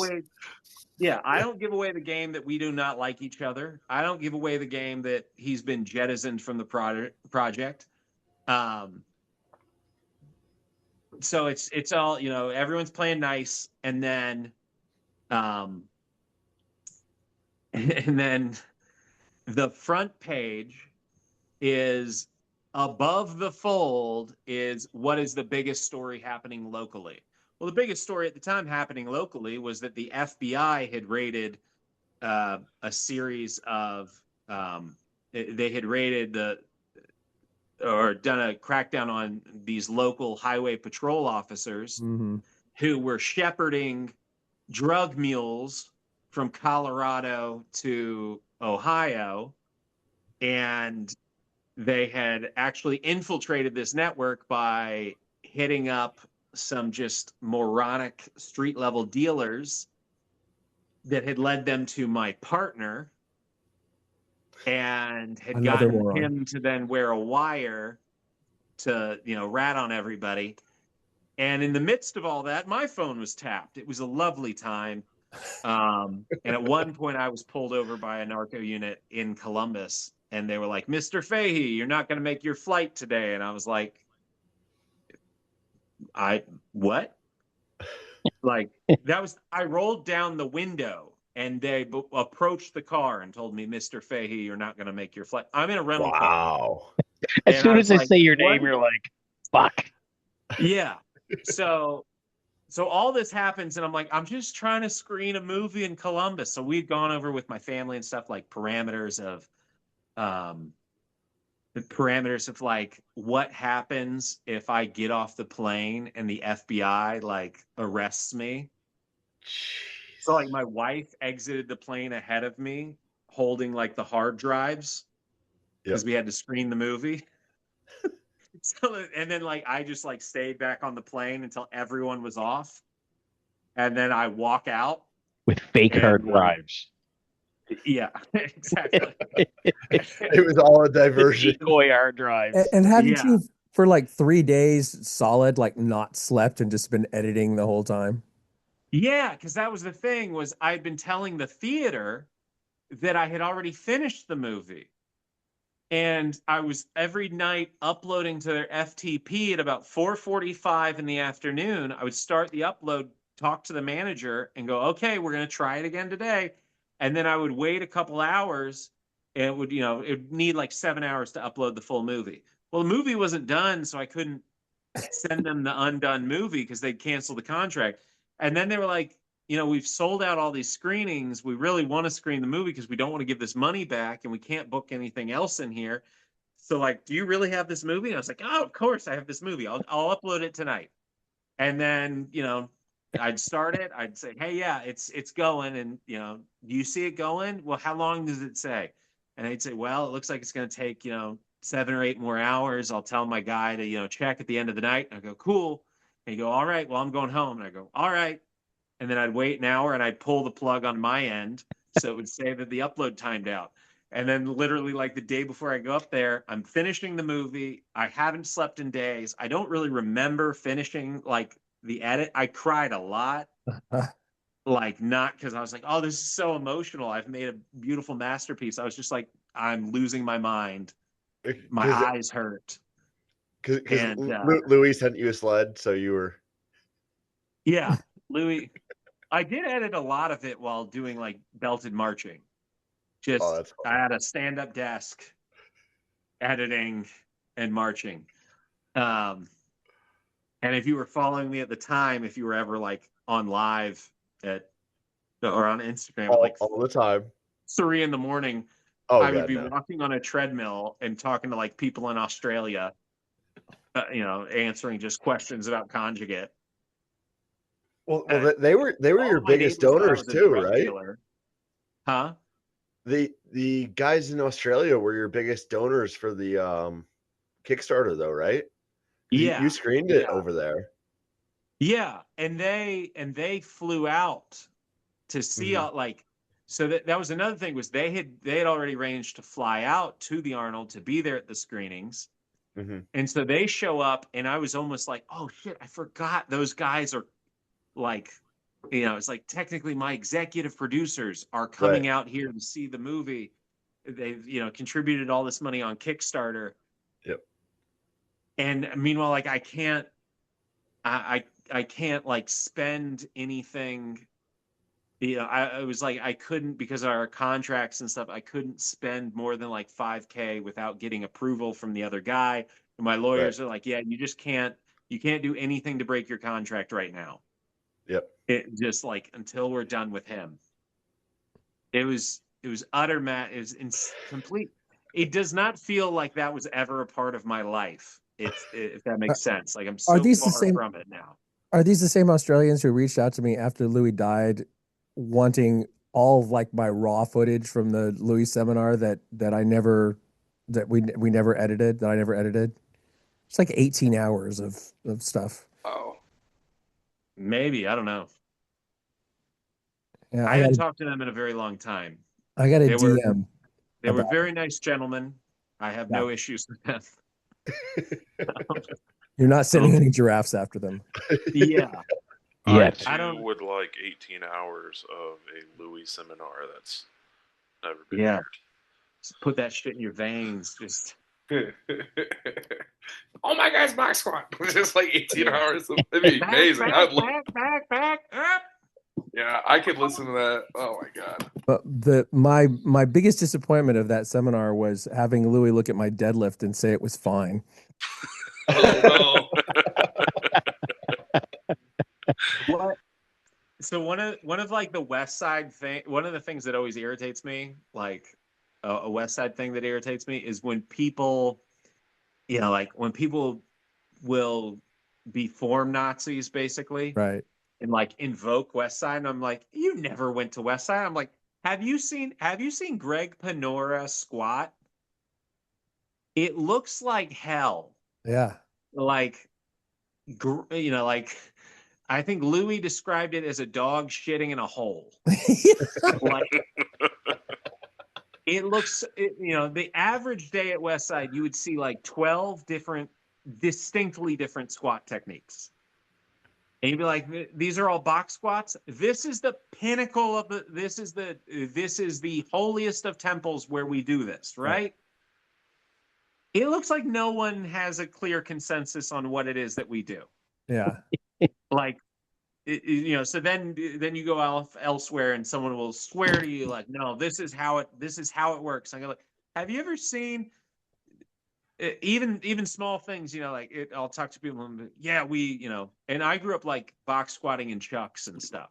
And we're like, because that's what Louis says. But then I'm like, but when we were at Westside, even back then, like even in old pictures of Luke, he's telling everyone go squat in chucks, and he's squatting in like Air Monarchs. Like he's in basketball shoes with a raised heel, right, all the time. Wait, he's got little have you ever Air Zoom things under his heel. Have you guys ever had the Air Monarchs though? Because they are fantastic. Someone made, and I did not buy these on eBay, and I, again, because now all I buy are oversized glide baits. But somebody made, I have big like sneakerhead energy, I think. Yep. Like I want to be a sneakerhead. Yeah, I want to be a sneakerhead. I was when I was like younger. Mm-hmm. I've got some crazy like Jordans and stuff, but somebody made these crossovers of Air Monarchs with Jordan 3s in like the white, like white, gray, and red cement Jordan. So they look like, it's like if you squinted hard, you'd be like, those are some Jordan 3s. But when you look at them clearly, you're like, those are Nike Air Monarchs.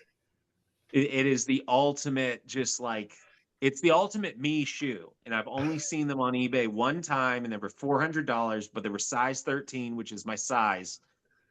And I was like, I'm not going to spend $400 on these, even though I so badly want to.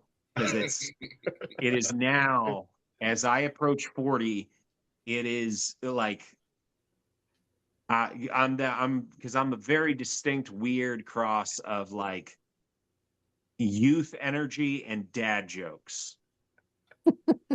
And like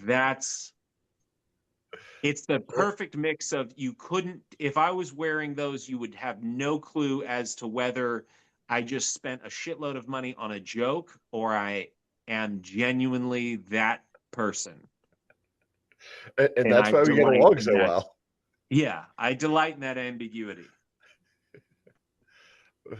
After my leg injury, my aunt bought me a pair of Air Monarchs because it was the only shoes, and she was like the like head nurse or whatever at the rehab facility I was at, and she just rips all of the shoelaces out, and my foot was it looked like I had elephantitis because when you move a quad to a calf, turns out and you haven't had your foot down for 6 weeks, turns out it blows up quite a bit.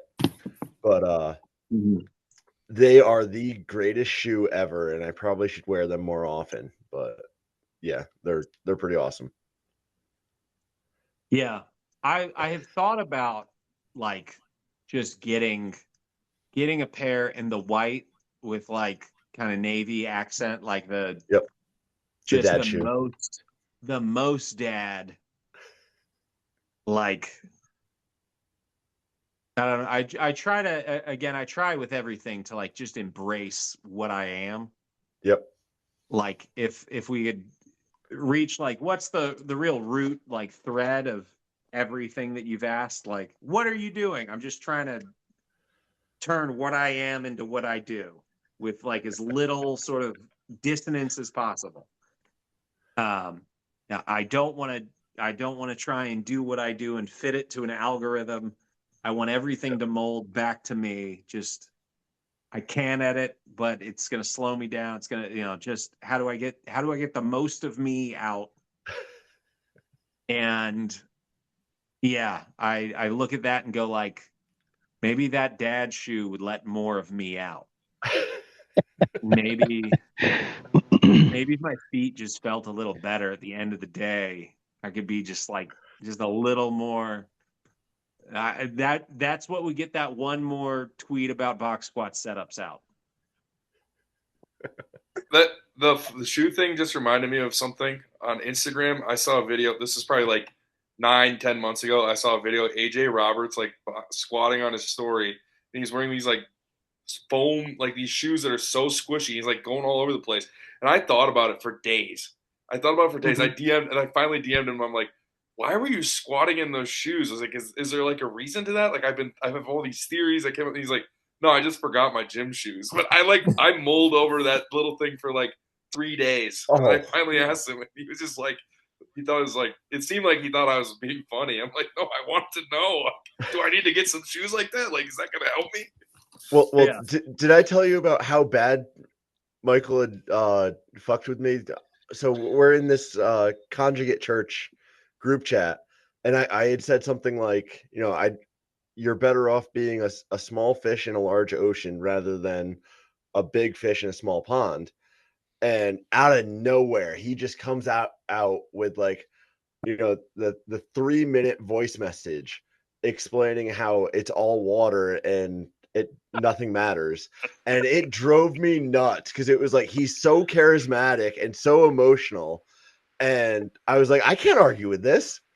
But for 3 months, it was driving me nuts. I'm like looking up, you know, definitions of terms like lakes and, you know, drainage and all this other stuff, and like when fish evolved. And Michael's just like, I forgot all about that. I don't even remember this conversation. I was drunk as a skunk, sir. Yeah. No, I'm lifelong sober, which is the frightening part. Just all of my imbalances are purely natural chemical.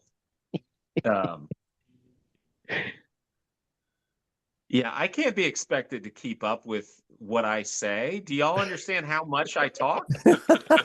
Oh, I get it, man. I can't be responsible for this. Well, and that's why it's perfect that I wanted you guys on here, because it's, you know, I created this as just a rant like 4 years ago, and then I can't talk by myself into just, I can't do voice messages and pretend like it's a podcast. I don't know how you and Zach do it. And so now it's like, okay, half-baked thoughts. We're gonna just bullshit for however long it takes, and maybe there's something in here. By the way, AKA gents, it's also known as the Drunken Uncle podcast. So it's also a thing of like, again, sort of how you phrased me and Jim several times here. Like, you have to understand. So like when we like met or started corresponding, there was no, like, he didn't have a podcast yet. Right. He's doing stuff on YouTube. Right. And like YouTube was starting to get on like a major upswing. So I think he already had decent traffic, but it wasn't what it would become. Right. And I was not known, like I wasn't known for anything. Right. But and Jim, I don't know like how much of this you remember, but like we talked about at that steakhouse, we talked about like you had concepts for some like video content concepts, and you're talking about at the time like sort of again the thing that I'm still obsessed with, like how do I take, because I talk to people all day long. Mm-hmm. How do I convert that into some form of like easy to produce content to where basically I'm getting some sort of credit for the work I'm already doing?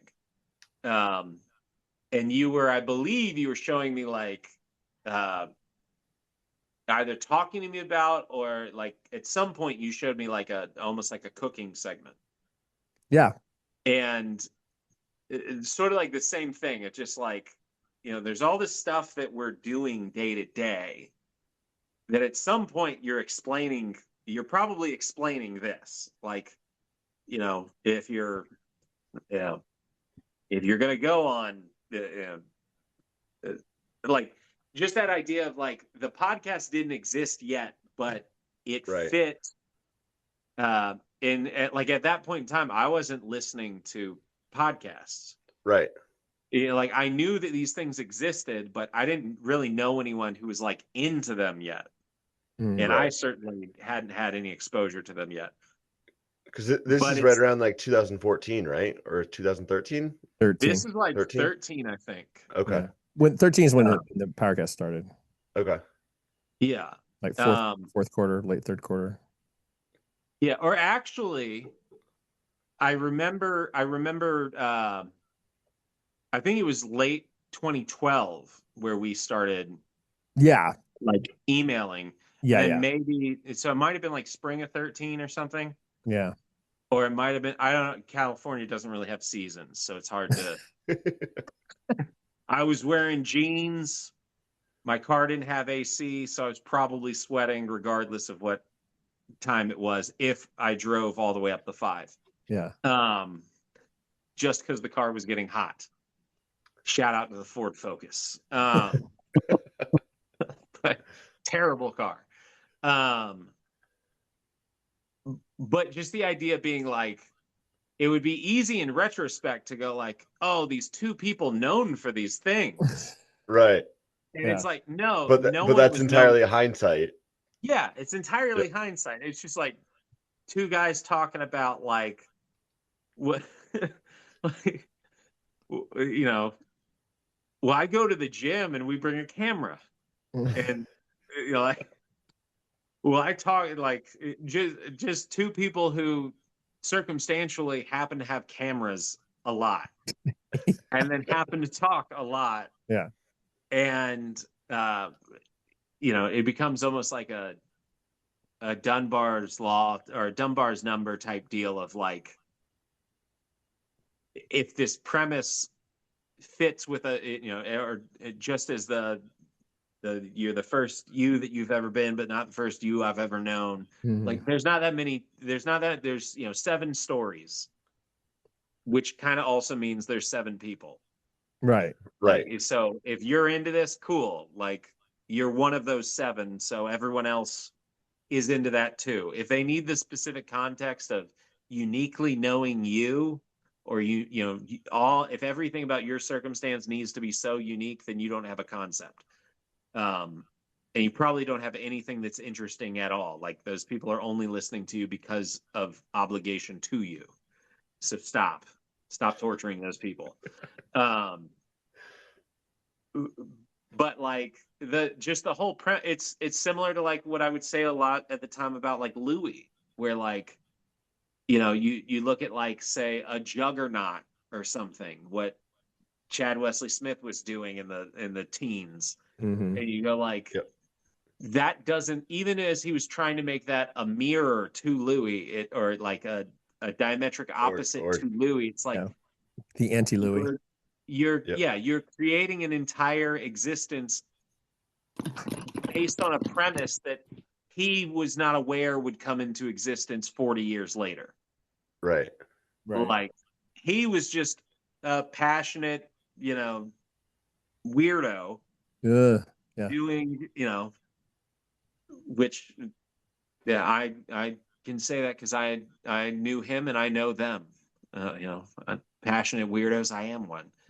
But like, there was no forethought to like, hey, this could become a platform for me to have visibility. It was just, you know, like, you know, in this day and age, we'd say probably someone on the spectrum who's like so obsessive, and they're like, you know, I gotta catalog all the answers that I have, so that when I have these conversations with people, I can provide them. So I'll write articles and I'll film some, you know, then you get into the 90s and you're like, I gotta film some videos, which also was not a thing anyone did. Right. Right. You know, like, and you go back to like, why was he doing that? And it's like, there was no monetary incentive. He just wanted to trade videos and art. Like he just wanted people to read and see what he was saying, mostly so that he could have more informed conversations with them when they called him. Right. Which I empathize with now, and that's why people get 10-minute voice notes. I was going to say it's the 90s version of voice notes, eh? Yeah. I've always wondered this. What's Doris like? You always hear about Doris, but like, was she just like, Louis just doing whatever and like just doing her own thing? I didn't have that much interaction with Doris. Like in a lot, you know, like Doris was a power lifter. Doris was a very good power lifter. Doris was a better power lifter than Louis. But like most people, Doris was like in it for a while and then was like, I'm done doing it. Yeah. And Louis didn't finish things. Like his world was this big and he stayed in it. And she would go shopping and I don't know. Just exist. Yeah, she was just like, he's doing his thing. She was largely existing. And Okay. then they'd have lunch.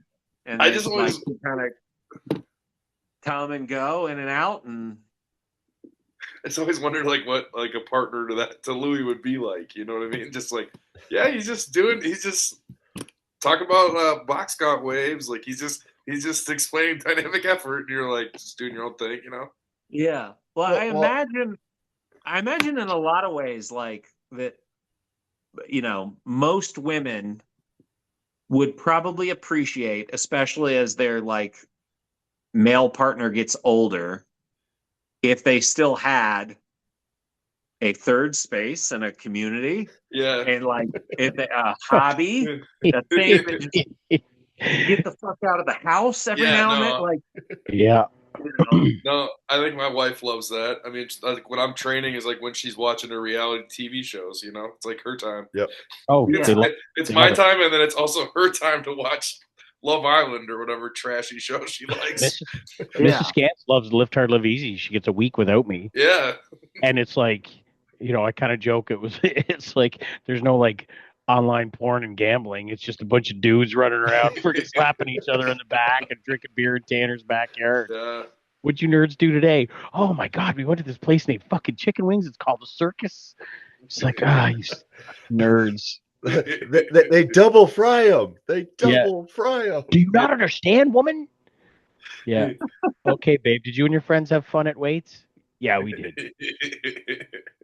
Yeah. Oh, Claire doesn't even ask at this point. So how do you guys navigate that? I mean, it seems like you guys are on the same page where it's like your wives are kind of okay with you just do your own thing, or are they more involved? Mm. Like with gym, like the decision to open the gym, was your wife like, because like Jim's off for a second there, I think. Okay, is that I'm sorry. I have to pee every once in a while. So yeah. just master's life, baby. It's the master's life. I get it. Yeah, like how did your wife react when you decided that you wanted to open the gym? Like, was she okay with like, I trust you, I understand that, or was it more of like, the fuck are you doing? No, she was trusting of it. Probably more than she should have been, probably more than I should have been. Anyway, yeah, no, she's been very supportive of it. She's never like had to like go in and work in it or whatever, you know. Yep. She's there like early mornings a couple of days a week doing yoga with a friend. Okay. Doesn't lift weights at all despite my best efforts. Yeah, she's generally been supportive. She was supportive the whole time I was doing all the media stuff that largely didn't make money until, you know, really the last couple of years of the Powercast did pretty well, honestly. Nothing that I've done since then has made as much money as that. But yeah. What about you, Michael? Where you've had almost an entire movie worth of drama with making the movie and then everything else you do. How has your wife been supportive of all of your projects, especially where you like? How did that conversation go where you wanted to coach at Florida High? Well, it really starts from literally like our first date. Again, like I picked her up in my Ford Focus with broken AC, and we went to Long Beach. I think we tried to go to the aquarium. No, we did go to the aquarium. But before we went in, we stopped to get, there's a bunch of stops and places to eat, and we stopped to get food, and I went and got pizza, and I can't remember exactly what she ordered, but I was like, oh, like, you didn't get pizza? And she's like, well, I'm vegan. And I was like, oh, I made forks over knives. I edited that. And she just looked at me and was like, I'm like eating pepperoni pizza, and I'm, probably 250-ish at the time. Yep. And a couple of years ago, I think, Jim, the last time I saw you, I was like 300. Yeah, you're last time. And I'm back down at like the 240s now. You look pretty good right now, dude. Yeah, I feel much better. Like, so I'm just, all that is to say, like, when she met me, again, that sense of like, is he insane in like a charming way? Or in like I need to be worried, like I'm in a dangerous situation, or this is all a lie and an elaborate, very oddly specific ruse. Okay. Like he appears to be broke, but he made this movie that, like, she went vegan from seeing that movie. Yeah. Oh, really? Yeah. And I've met several people like that. That's still like, all these people who know me for whether it's Westside versus the World or OVR stuff. It's like, the biggest thing I've ever been a part of by a mile is Forks Over Knives. You're talking like, hit her with the old, you're welcome. Yeah. But she's not vegan anymore. I'm not vegan. I went fishing and I brought home fish and I cooked it, and then she just walked up and started eating it. And this was like, I don't know, like, this is like 2020. And I was just like, whoa, like 5 years into our relationship, you're eating meat? And she's like, yeah, well, it smelled good. I was like, I cooked this. I don't cook. I was like, I've never even cooked. I've never like even caught. It was like speckled trout or whatever, sea trout down here, like a Gulf fish. And I was like, I've never even cooked this fish, period. It was like, this is. I made it up. That was Play-Doh. You're welcome again. I honestly was like, are you okay? Like, are you feeling sick? Like before she ate it. And then after she ate it, I was like, really? Are you good? And I'm mildly concerned that I might have poisoned you. But all that is to say, like, so when she met me, like, she saw, just as you could have no clue of like what the Powercast would become, because there's no Powercast. Right. Like, and even with that, like, to go way back to that, like, what, I think maybe Rogan was like kind of big on YouTube back then. Like, I don't think really like YouTube based like podcasts, I don't think we're big. So it's like, looking backwards, you could assume that like I would know who and what Jim was going to be, and that you would know who and what I was going to be. But she saw me before all of this. Like, I had just started shooting Westside versus the World. I had just spent like 3 weeks in Columbus, and then come back. And it was literally, we went on a date, like, just met online and went on a date a few days after I returned to LA. And I was sick of LA already. And she said, she wanted to move to Florida to work for Disney. And I was like, well, I'm from Florida, 3 hours isn't that far away. And in my head, I was, yeah, we'll give this a go. Like, so literally we got, we agreed to like move and, essentially announced like our very serious intentions with one another, like, very quickly. And, but so she's like, she's bought me pizza from the gas station because I couldn't afford a slice. And then she's seen all the madness kind of like turn into something. Right. So we moved to, I just gotten paid from Westside versus the World. We moved to Tallahassee. COVID hadn't happened yet. Right. I just done the WPO. Had just started talking to my partner for OVR, this guy Parker, and again, this is like late 2019. So we're already discussing OVR, and then somebody asks me about coaching at the local high school, like at my alma mater. Yep. And it was supposed to just be like, it wasn't supposed to be even a regular thing. But after a couple days, I was just supposed to help out for like a week, kind of give them a system. And after a couple days, I was like, I enjoy this so much and I hate editing. Mm-hmm. I want to do this. And I told her while we were at a pho place, and which I'm sure is closed now because there's not a huge like Vietnamese noodle scene in Tallahassee. But yes, there was a time. Yet. Are you going to start a restaurant? They just haven't done it right yet. No. Tallahassee Pho versus the world. That's it. Yeah. But Florida. Yeah. There we go. Wow. What's missing is the name. I'm going to the bank tomorrow and taking out a loan. Let me put some money in this. Yeah. Let me to make money off of this. Yeah, Ma, the quarters. Get me my roll of quarters. Yeah. I'll start at my neighborhood like a lemonade stand. At the end of the driveway. Bryce is a world-class den mother for selling lemonade.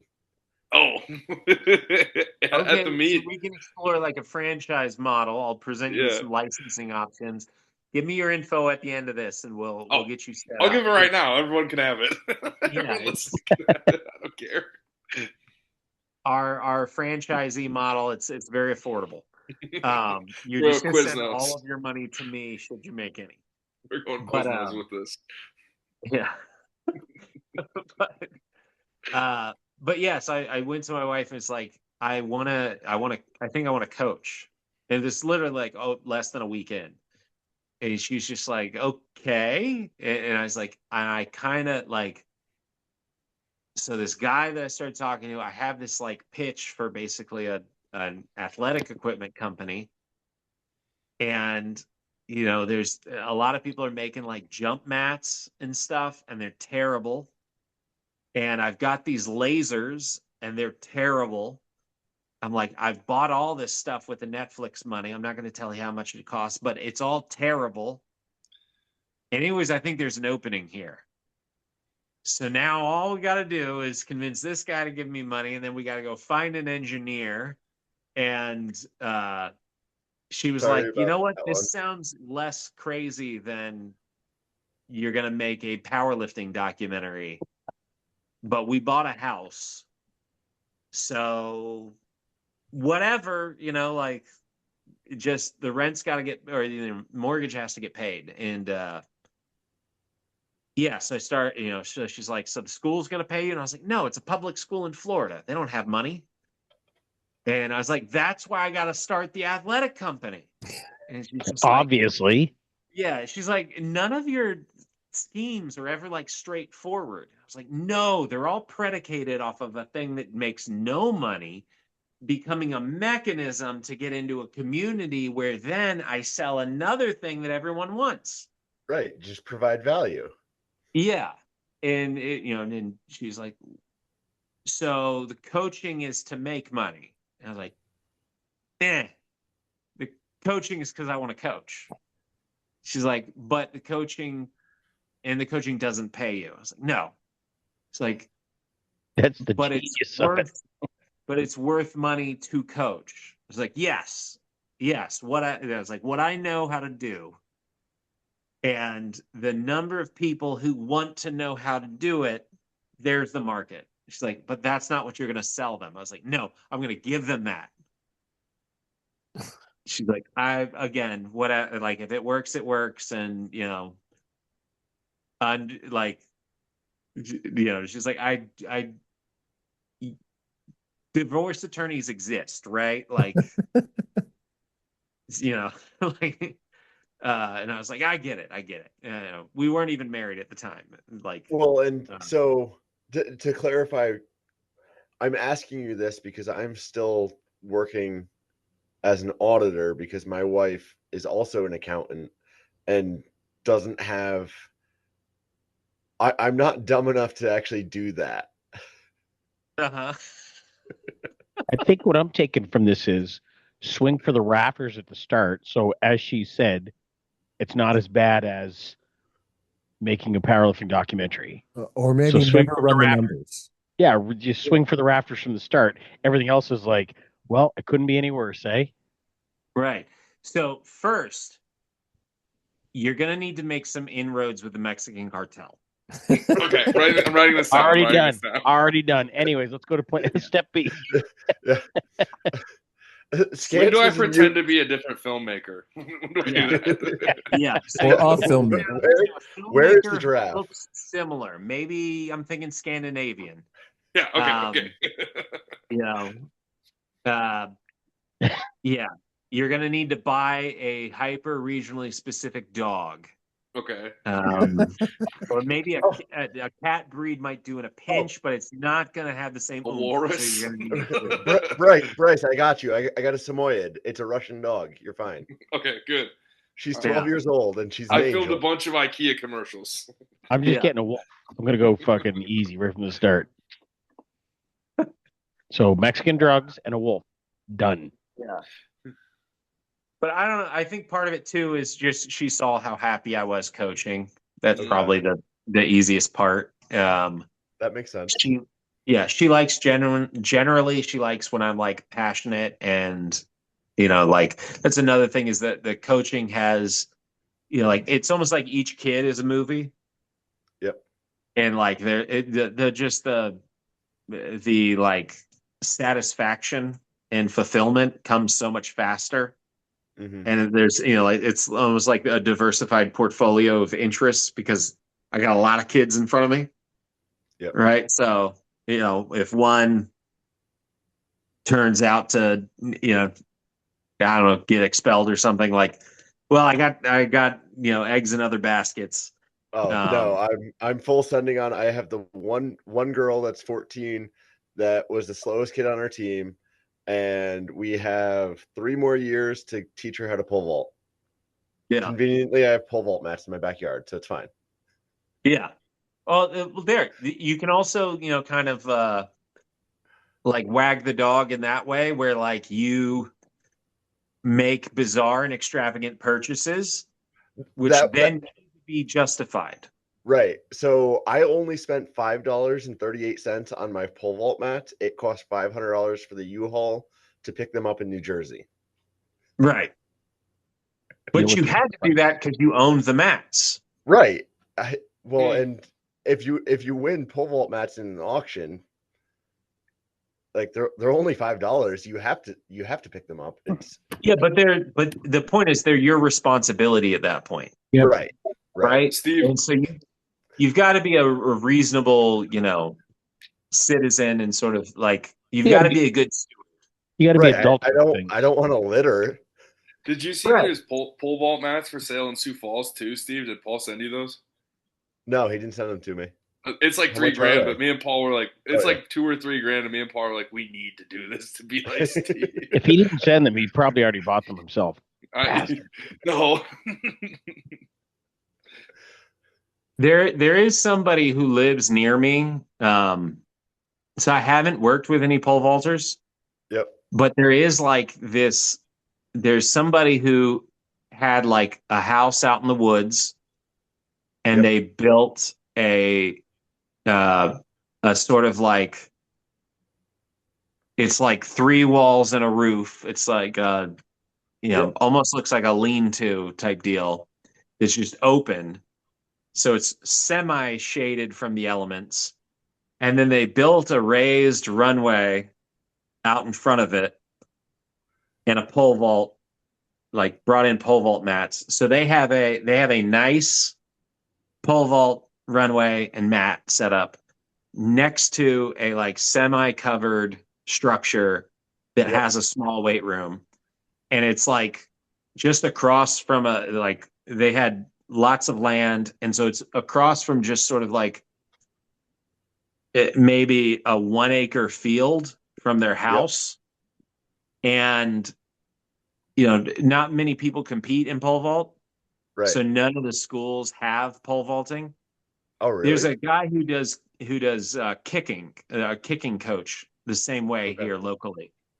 And so it's basically like this is like a beautiful model because no one is like at the school like there's not enough people who do that like, if you're like, oh, well, I'm a pole vault specialist, your high school track coach is going to be like, so you can score points for us is what you're telling me? Right. Telling me? Yes. Okay. But I have to buy you expensive stuff. And they're like, no, I've got the stuff. Right. All right. But like, we don't have it here for you to practice on. And they're like, no. I go to an enclave out in the woods with this guy. And so like at every school, they're like, an enclave. There's like a whole militia but they're it's nice. More of a compound than an enclave. Yeah. Yeah. Or a militia. That's It's like a weird Patriots. They're cool. Patriots. Yeah. Not like that. The way you make it sounds kind of weird. Totally normal to me. Dude, I'm fully engaged. So where is this act? Just shoot me a pin, would you? Yeah. But yeah, like setting up a system like that where that's honestly what I would love to do is just have almost like what Bidney's got, where he talks about how like kids will come to him in season like they'll just come train at his place. Yeah. That would be the ultimate, like, when I feel like I have made it will be when I've bought a house that has enough land to put a structure on. Yep.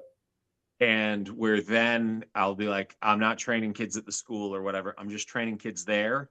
Right. I'm basically telling the parents, like, your kid will get world-class training. Right. You will just not bother me. And if their school does something dumb, your options are like, tell your school, leave me the hell alone, or lose my phone number. Right. Like, we will do no straddling of the two sides of the fence. You will compete for them and they will be grateful that you are, excelling for them. And you will be here, but your loyalties will be here. Right. You will be of my cult and you will be my warriors in the world, or you will be dead to me forever. And I will send my army to avenge me. We have very similar thoughts on this because I'm looking at land so that I can, because of course once I get land I'm going to need a bulldozer so that I can grade my high tunnels. So I'm going to put in high tunnels so that you can actually have, like wind tunnels so that you could do your overspeed stuff if you wanted to, or resisted sprinting at the same time. And then because you have your bulldozer, you can do different grades too, so that you have a full 100 yards at whatever grade, 1% higher or 1% lower, and you have overspeed that way as well. There you go. The pole vault in the woods story reminded me of something like this tangent. One of my strength coaches in college, he was from Wisconsin, and he competed in powerlifting and weightlifting. And he was telling me about these weightlifting meets that he would do in Wisconsin that took place in a trailer park. And this guy had one trailer that he lived in, and the other trailer was like where he like competed and like he trained for weightlifting. And he had like all the stuff and would host weightlifting meets in a trailer park in Wisconsin. And I guess he was kind of a creep too, though. Yeah. In the women hate how simply men can live. Yeah. In the trailer for Westside versus the World, when Louis is like, when it looks like he's throwing punches, but he's in a bench shirt. Yeah. That's in a trailer. That's amazing. Yeah. Like that was in a trailer park. That's so cool. Yeah. Corey Gregory. That was in he competed at that, or he was there because he like lived in that trailer park or something. But that's where Corey Gregory like said that he got introduced to Westside, was he went to a meet in a trailer park and then so saw, awesome. Louis just happened to be when Louis benched, like 600 pounds. Doesn't he also have a Muscle Beach Island? Yes. Corey Gregory? Yeah. That's a goal. Yeah. It's not that far. Like I found it on Google and I was like, oh, okay. It's like 40 feet offshore from the rest of the property. Okay. So it's it's not just like a completely disconnected off in the distance island. Right, Although right. It's not weird. Yeah. Well, it's not that weird. It could be stranger. Right. If you're going to own an island, you should have something like a cannon. Oh, yeah. So Scants. I'm more of a trebuchet man. I'm just saying you should have some sort of, yeah, just some sort I'm not a big 2A guy or anything. Like I don't have guns, but if I had an island, You I have do to feel defend more it. of like an obligation of like you should be able to defend that island. Yeah. Well, Mostly and so zombie. I know some circumstance. I know some people who bought a bowling alley like when it went out of business, and they had a bunch of bowling balls, and they either had a catapult or like a trebuchet or a cannon. I cannot remember the full story, but they had a farm and they would just launch cannonballs on the 4th of July. That's like what, and they'd like burning awesome. cannonballs.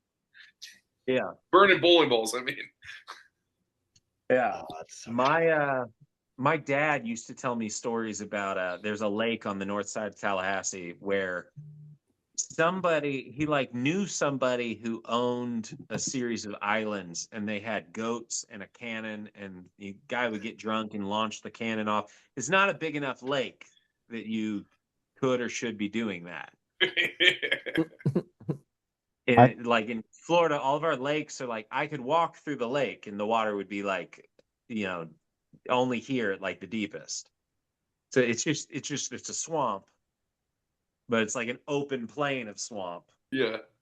Or an open plain between cypress wooded swamps. I'd claim it as international waters regardless.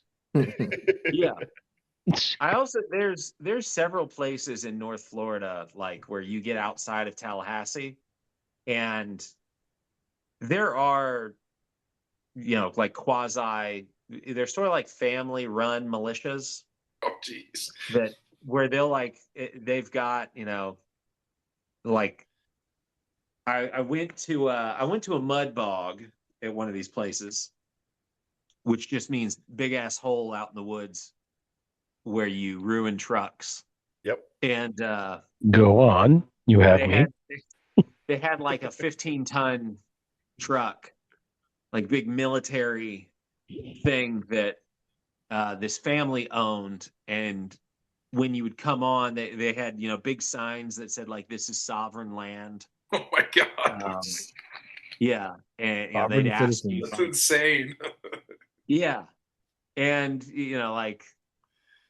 I talked to like a law enforcement officer who happened to be at the mud bog, and I was like, so what's that sign back there says this is sovereign land, and that like several people from this family have sworn to me that they have a deal with the government dating back to like the early like 1800s that they have sovereign land. And he's like, no, what they have is a lot of weapons.